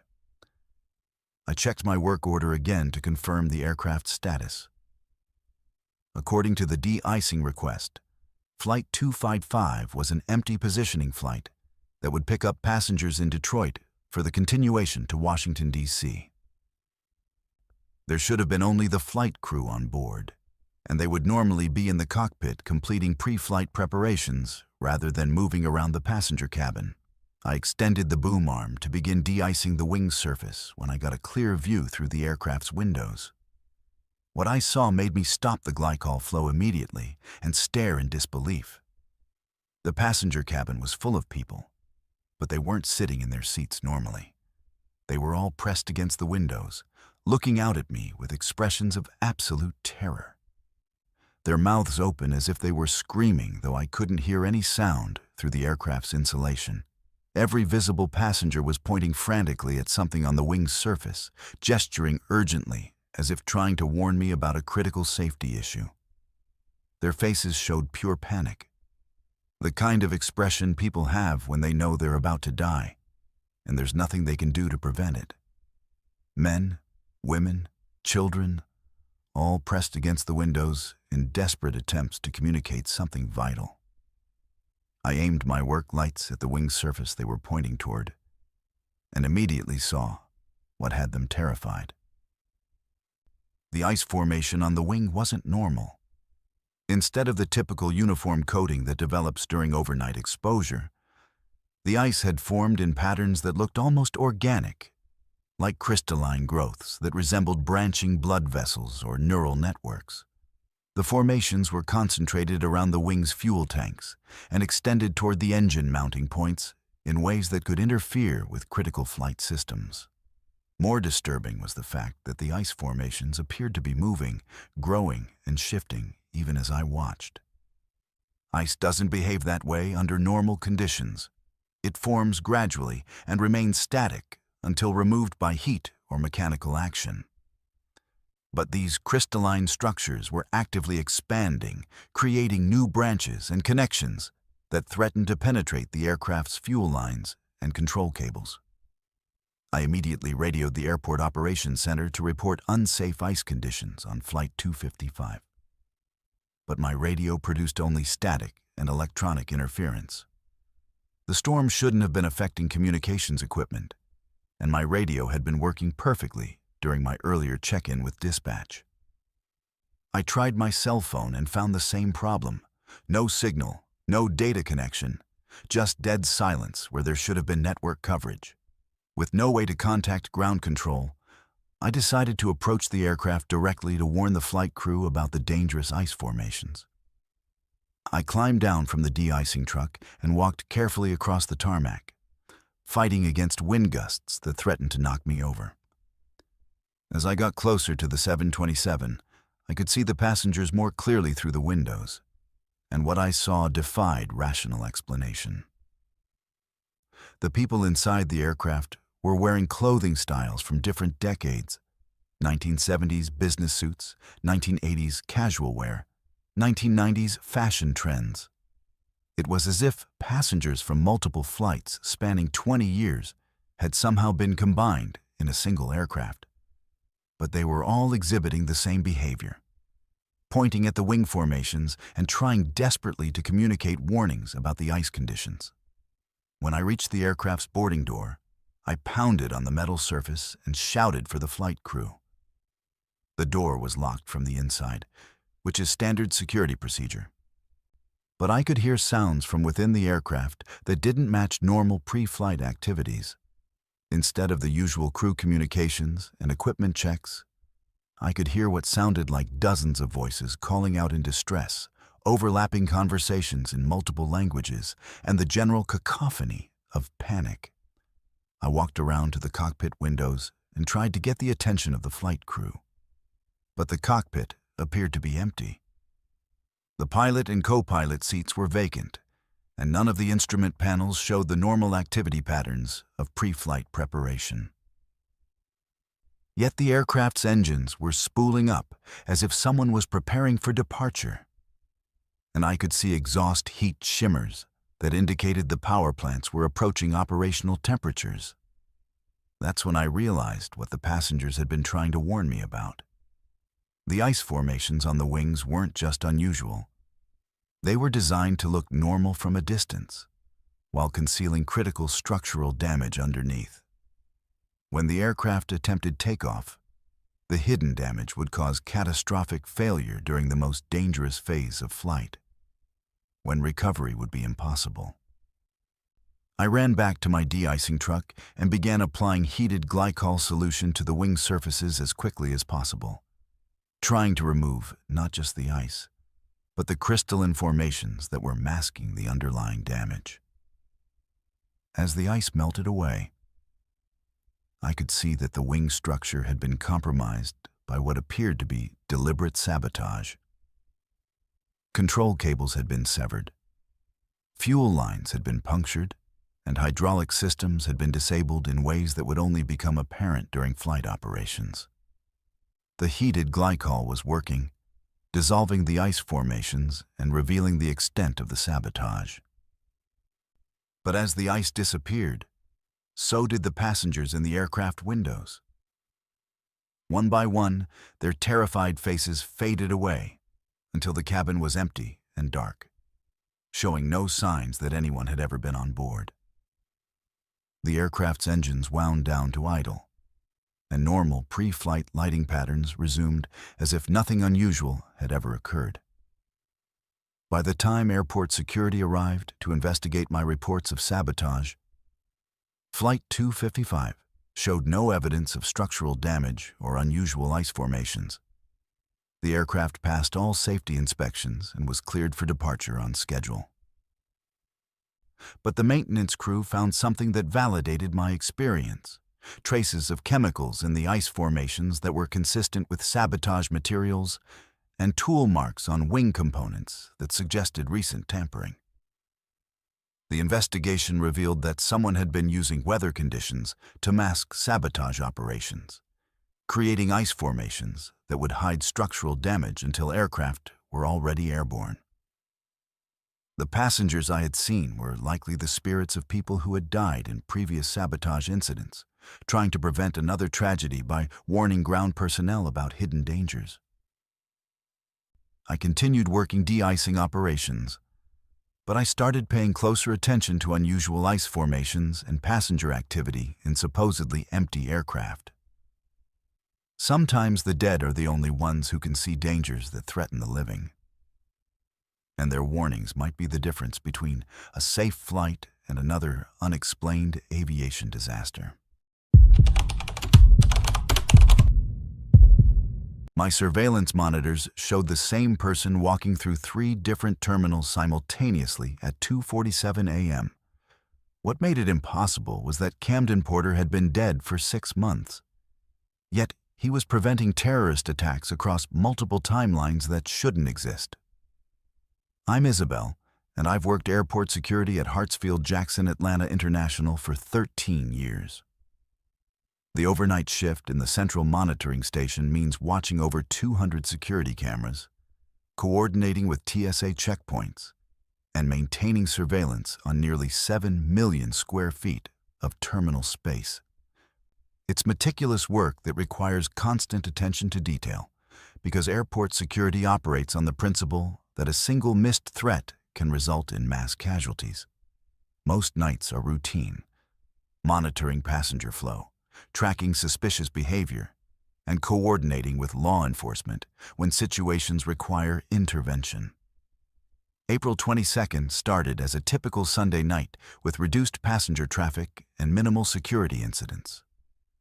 The international terminals were processing late arrivals from European flights, while domestic operations were winding down after the weekend travel rush. I was monitoring feeds from terminals A, B, C, D, E, and the international concourse when I noticed something that violated the fundamental laws of physics and linear time. At exactly 2:47 a.m., my monitors showed an individual I recognized as Camden Porter walking through security checkpoint Alpha 7 in Terminal A. Simultaneously, the same person was visible on cameras at checkpoint Bravo 12 in Terminal B and checkpoint Charlie 15 in Terminal C. Not someone who looked similar to Camden Porter, but the identical individual wearing identical clothing and exhibiting identical mannerisms at 3 different locations, occurring at the same moment. The problem was that Camden Porter had been killed in a car accident 6 months earlier while driving home from his security shift at Atlanta's airport. I had attended his funeral, spoken with his family, and processed the paperwork for his employee termination. Yet there he was on my monitors, moving through multiple terminals with the purposeful stride of someone conducting official security business. I checked the timestamp displays on all 3 camera feeds to ensure I wasn't experiencing some kind of equipment malfunction or delayed video playback. All 3 feeds showed real-time surveillance with identical timestamps, confirming that I was witnessing simultaneous events that should have been physically impossible. I rubbed my eyes and checked my coffee intake, wondering if fatigue was causing hallucinations, but the images remained consistent across multiple viewing angles and camera systems. Camden had worked airport security for 8 years before his death, specializing in behavioral threat assessment and suspicious activity recognition. He had an exceptional record for identifying potential security risks, including 2 incidents where his observations had prevented weapons from being brought onto aircraft. His expertise in reading passenger behavior patterns and identifying concealment techniques had made him one of our most valuable security personnel. I decided to focus on one of the 3 simultaneous appearances and selected the Terminal A feed for detailed observation. Camden was moving through the checkpoint area with practiced efficiency, occasionally stopping to observe specific passengers with the kind of focused attention that indicated he had identified potential threats. His behavior was consistent with normal security patrol procedures, except for the fact that he was supposed to be dead. As I watched, Camden approached a middle-aged man wearing a heavy winter coat, despite the April weather in Atlanta. The passenger was standing near Gate A23, apparently waiting for a connecting flight. But his body language suggested extreme nervousness and concealment behavior. Camden positioned himself where he could observe the passenger without being obvious, using reflective surfaces and crowd movement to maintain surveillance. I switched to the Terminal B feed and found the second version of Camden conducting identical surveillance on a different passenger exhibiting similar suspicious behavior near Gate B18. The target was a young woman with multiple carry-on bags who kept checking her watch and looking around nervously as if expecting to meet someone. Camden was maintaining the same professional distance and observation techniques he had used in Terminal A. The Terminal C feed showed the third Camden focusing on an elderly man who was moving through the concourse with unusual urgency for someone his age. The man was carrying a small briefcase and kept checking his phone while avoiding eye contact with security personnel and fellow passengers. All three suspicious individuals were displaying classic indicators of terrorist activity or weapons concealment. I immediately contacted airport police to report the suspicious passengers. But when I tried to explain that I had identified them through surveillance by a deceased security guard who was simultaneously present in 3 terminals, the dispatcher questioned my mental state and suggested I take a break from monitoring duties. I realized that I needed to focus on the potential threats rather than the impossible circumstances of their discovery. Dispatch. This is Central Monitoring. I have 3 suspicious individuals exhibiting threat behavior in Terminals A, B, and C, requesting immediate response teams for behavioral assessment and possible weapons screening. I provided detailed locations and descriptions without mentioning Camden's involvement. Response teams were dispatched to all 3 locations, and what they found validated Camden's threat assessments. The man in Terminal A was carrying components for an improvised explosive device concealed in his winter coat lining. The woman in Terminal B had disassembled firearm parts, distributed among her multiple bags. The elderly man in Terminal C was transporting chemical precursors for poison gas attacks in his briefcase.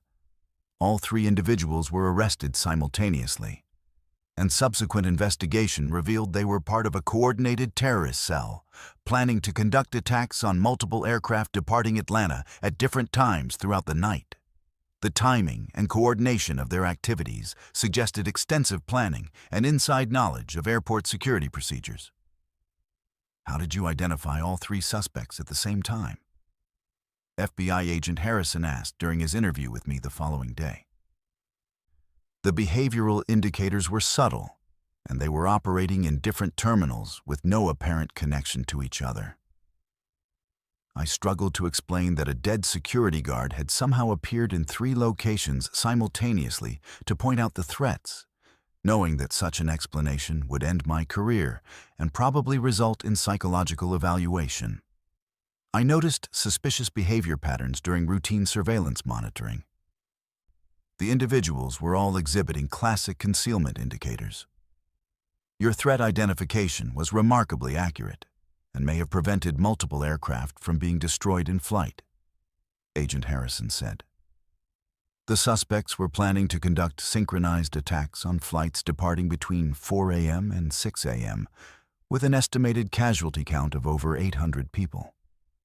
The investigation revealed that the terrorist cell had been planning their attacks for over a year, studying airport security procedures and identifying vulnerabilities in the overnight shift operations. They had specifically chosen the April 22nd date because historical data showed reduced security staffing and passenger traffic that would make their activities less likely to be detected. What the investigators never learned was that Camden Porter had somehow transcended death to continue protecting the airport he had served in life.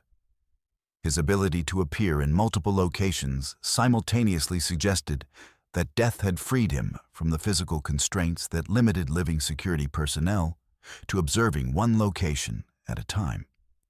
Over the following months, I continued to see Camden on my surveillance monitors during overnight shifts, always focusing on legitimate security threats and always maintaining the professional standards he had exhibited during his living career. He never acknowledged my presence or responded to attempts at communication, but his threat identifications were consistently accurate and had prevented several additional security incidents. I learned that other overnight security personnel had reported similar experiences with deceased colleagues who continued performing their duties after death. The phenomenon seemed to be limited to security workers who had died while still actively employed at the airport, suggesting that their sense of professional responsibility transcended physical death.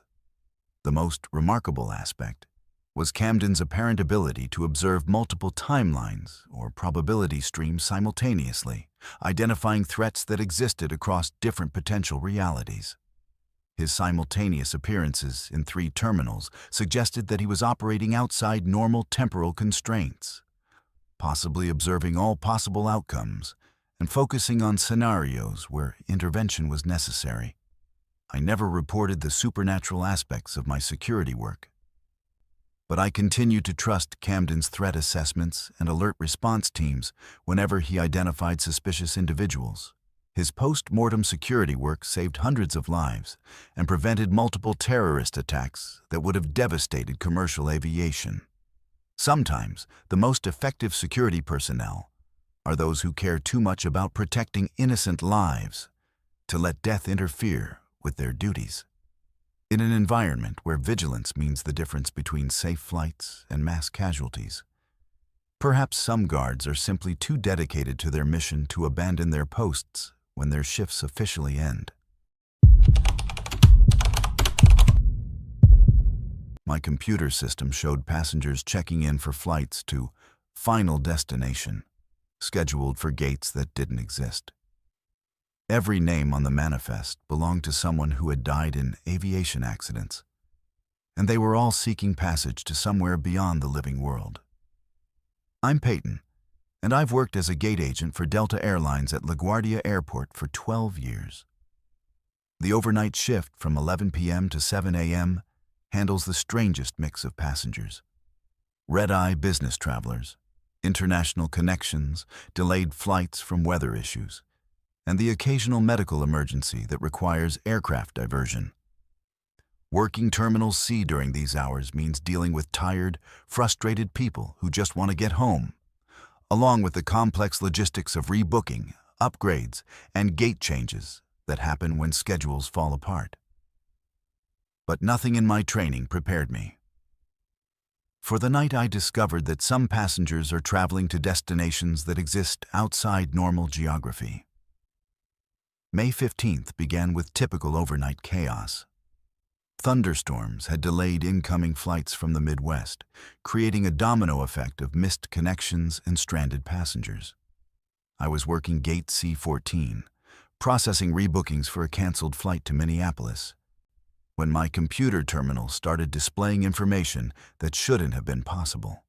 Mixed in with normal passenger manifests and flight schedules were entries for flights I had never seen before. Flight 1549 to final destination was scheduled to depart from Gate C99 at 3:33 a.m. Gate C99 didn't exist. Terminal C only had gates numbered through C42. More disturbing was the passenger manifest, which showed 155 names of people I vaguely recognized but couldn't immediately place.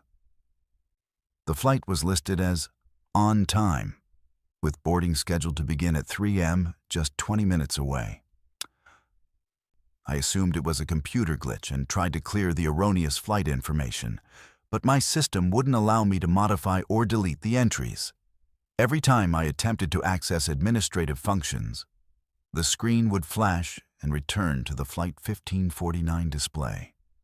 Other gate agents were busy with their own passenger issues, and I didn't want to create additional problems by reporting system malfunctions during an already chaotic night. At exactly 3:00 a.m., passengers began approaching my gate counter asking about boarding procedures for Flight 1549. The first was a middle-aged man in a business suit who introduced himself as Captain Chesley Sullenberger. He looked familiar, and when he handed me his boarding pass, I realized why I recognized his name.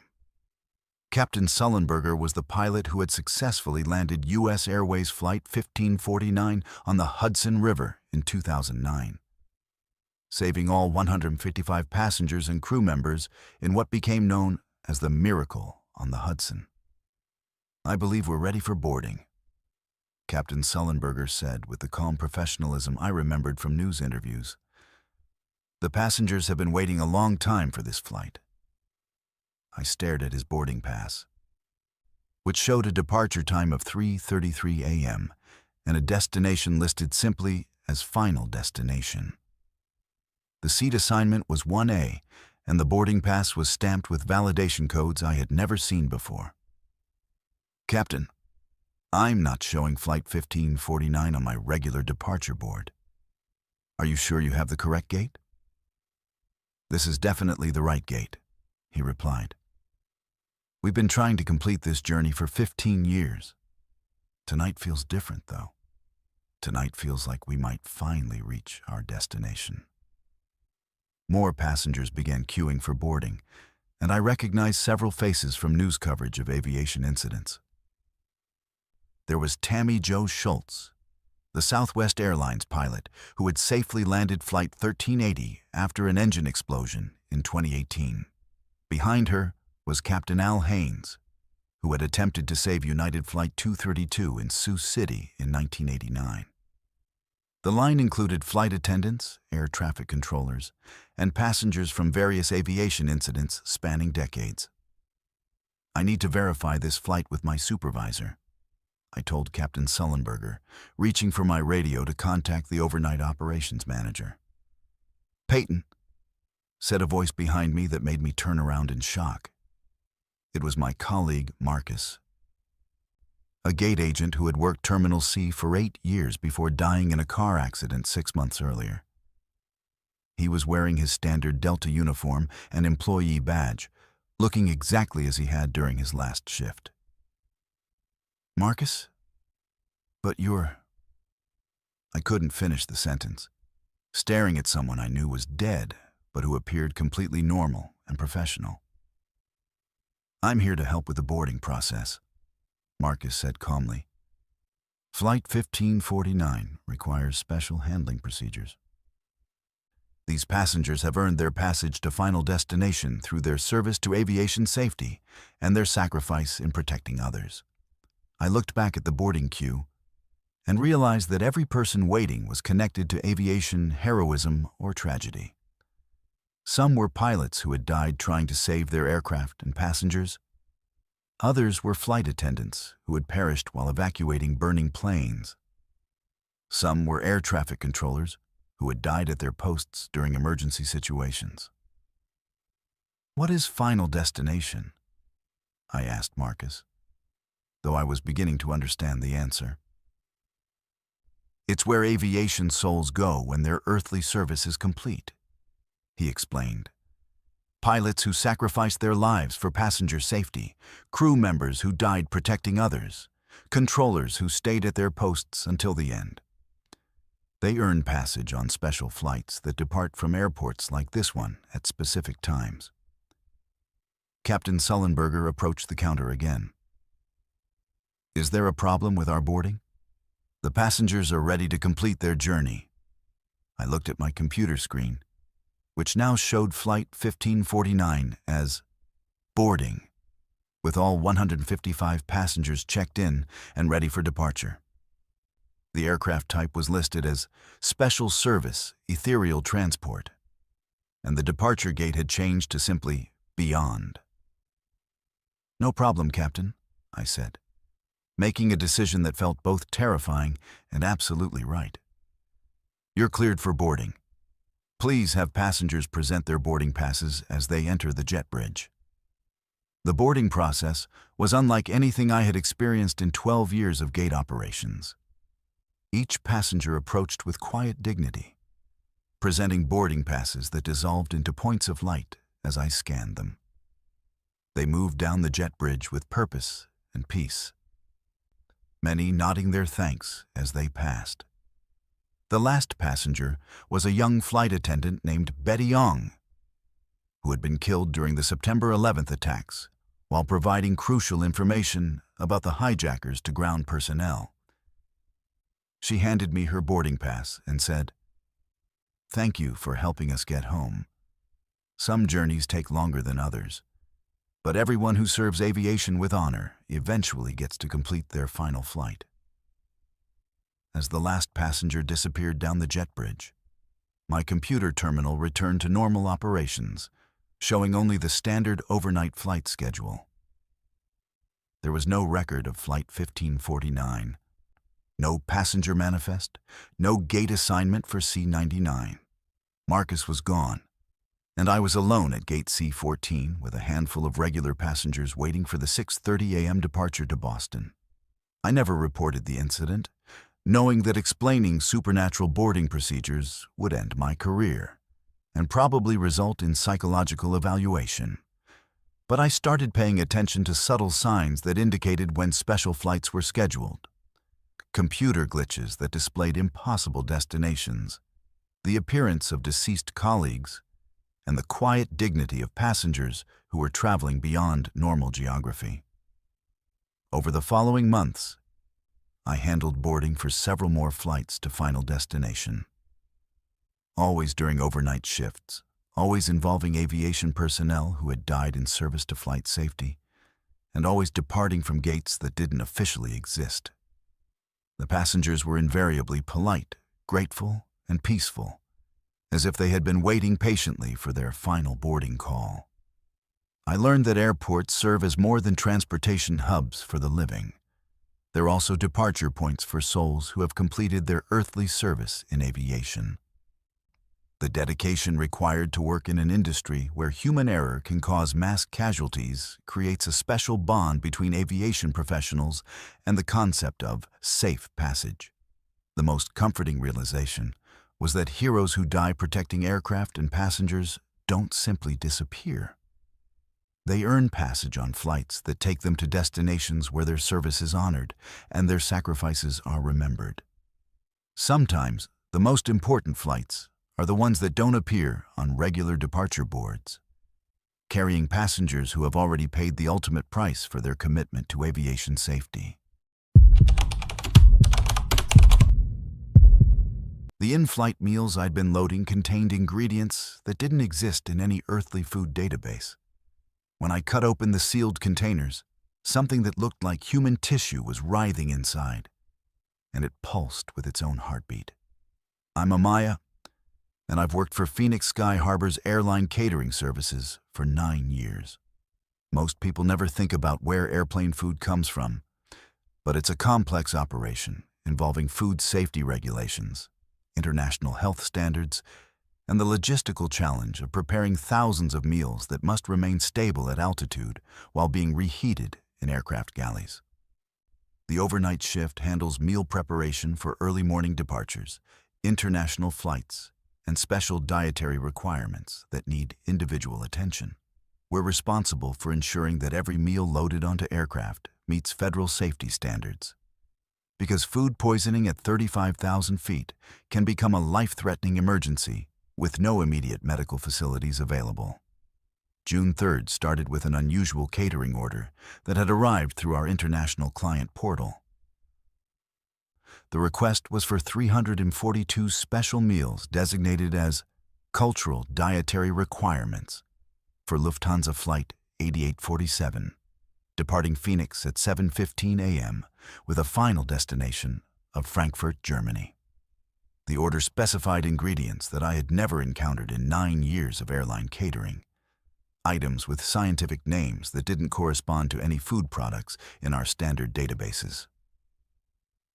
The ingredient list included synthesized protein complex alpha 7, hydrolyzed mineral substrate, and organic compound series 23B. The preparation instructions were written in technical language that resembled medical or laboratory procedures rather than standard cooking directions. Instead of temperatures and cooking times, the specifications called for cellular activation at 98.6 degrees Fahrenheit and molecular bonding through electromagnetic stimulation. What made the order more suspicious was the delivery method. Instead of arriving through our normal supply chain vendors, the ingredients had been delivered directly to our facility by unmarked refrigerated trucks with drivers who spoke no English and refused to provide standard shipping documentation. The containers were sealed with security locks that required special codes to open, and each package was marked with biohazard symbols that I had never seen on food products. I contacted my supervisor, Rodriguez, to verify the unusual order.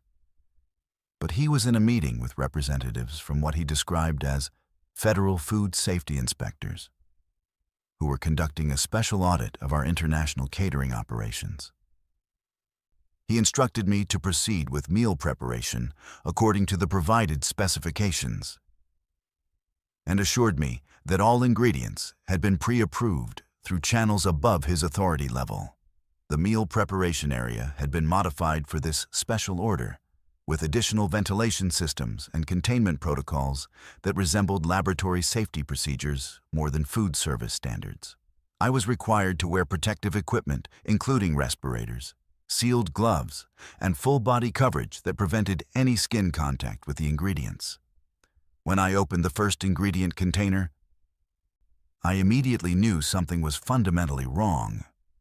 The synthesized protein complex didn't look like any food product I had ever encountered. It appeared to be living tissue that moved independently, pulsing with rhythmic contractions that suggested some kind of cardiovascular activity. The material was warm to the touch, despite having been stored in refrigeration, and it responded to light by contracting away from illumination. The hydrolyzed mineral substrate was even more disturbing. It consisted of crystalline structures that seemed to be growing and reproducing while I watched, forming new geometric patterns that defied natural crystal formation processes. When I touched the container, the crystals oriented themselves toward the contact point and began emitting a low-frequency humming sound that I could feel in my bones. The organic compound series 23B was the most unsettling ingredient. It appeared to be a thick, dark liquid that moved with purpose rather than flowing according to gravity and container shape. The liquid formed tentacle-like projections that explored the edges of its container, and occasionally I could see what looked like primitive sensory organs forming and dissolving within the mass.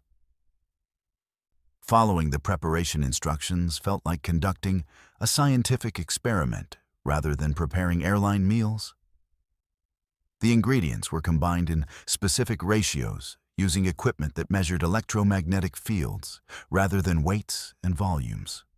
The cooking process involved exposing the mixture to frequencies of light and sound that activated cellular changes in the organic components.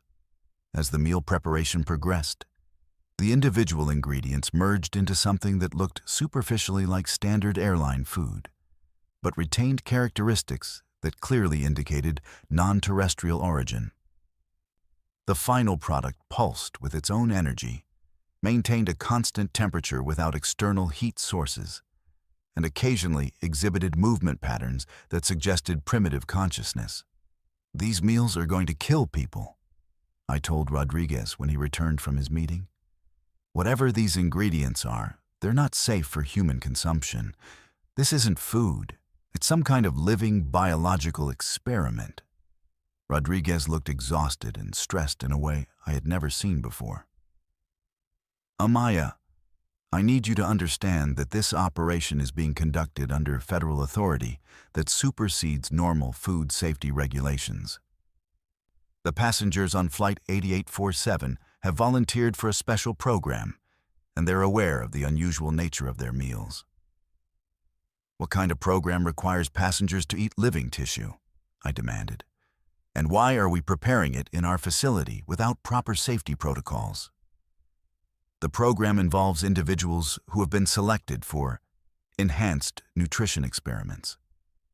The goal is to test human adaptability to non-terrestrial food sources in preparation for future space colonization efforts. The passengers have signed extensive waivers acknowledging the experimental nature of their participation. I knew Rodriguez was lying. His body language, his reluctance to make eye contact, and the obvious fear in his voice indicated that he was being coerced into cooperating with something he didn't understand or approve of. The federal inspectors he had met with were likely not government officials at all, but representatives of some organization that had infiltrated airline catering operations for purposes that had nothing to do with space colonization. I completed the meal preparation as instructed, but I documented everything with photographs and detailed notes about the ingredients, preparation procedures, and final products. If passengers were going to be harmed by consuming these meals, there needed to be evidence of what had been done to them and who was responsible.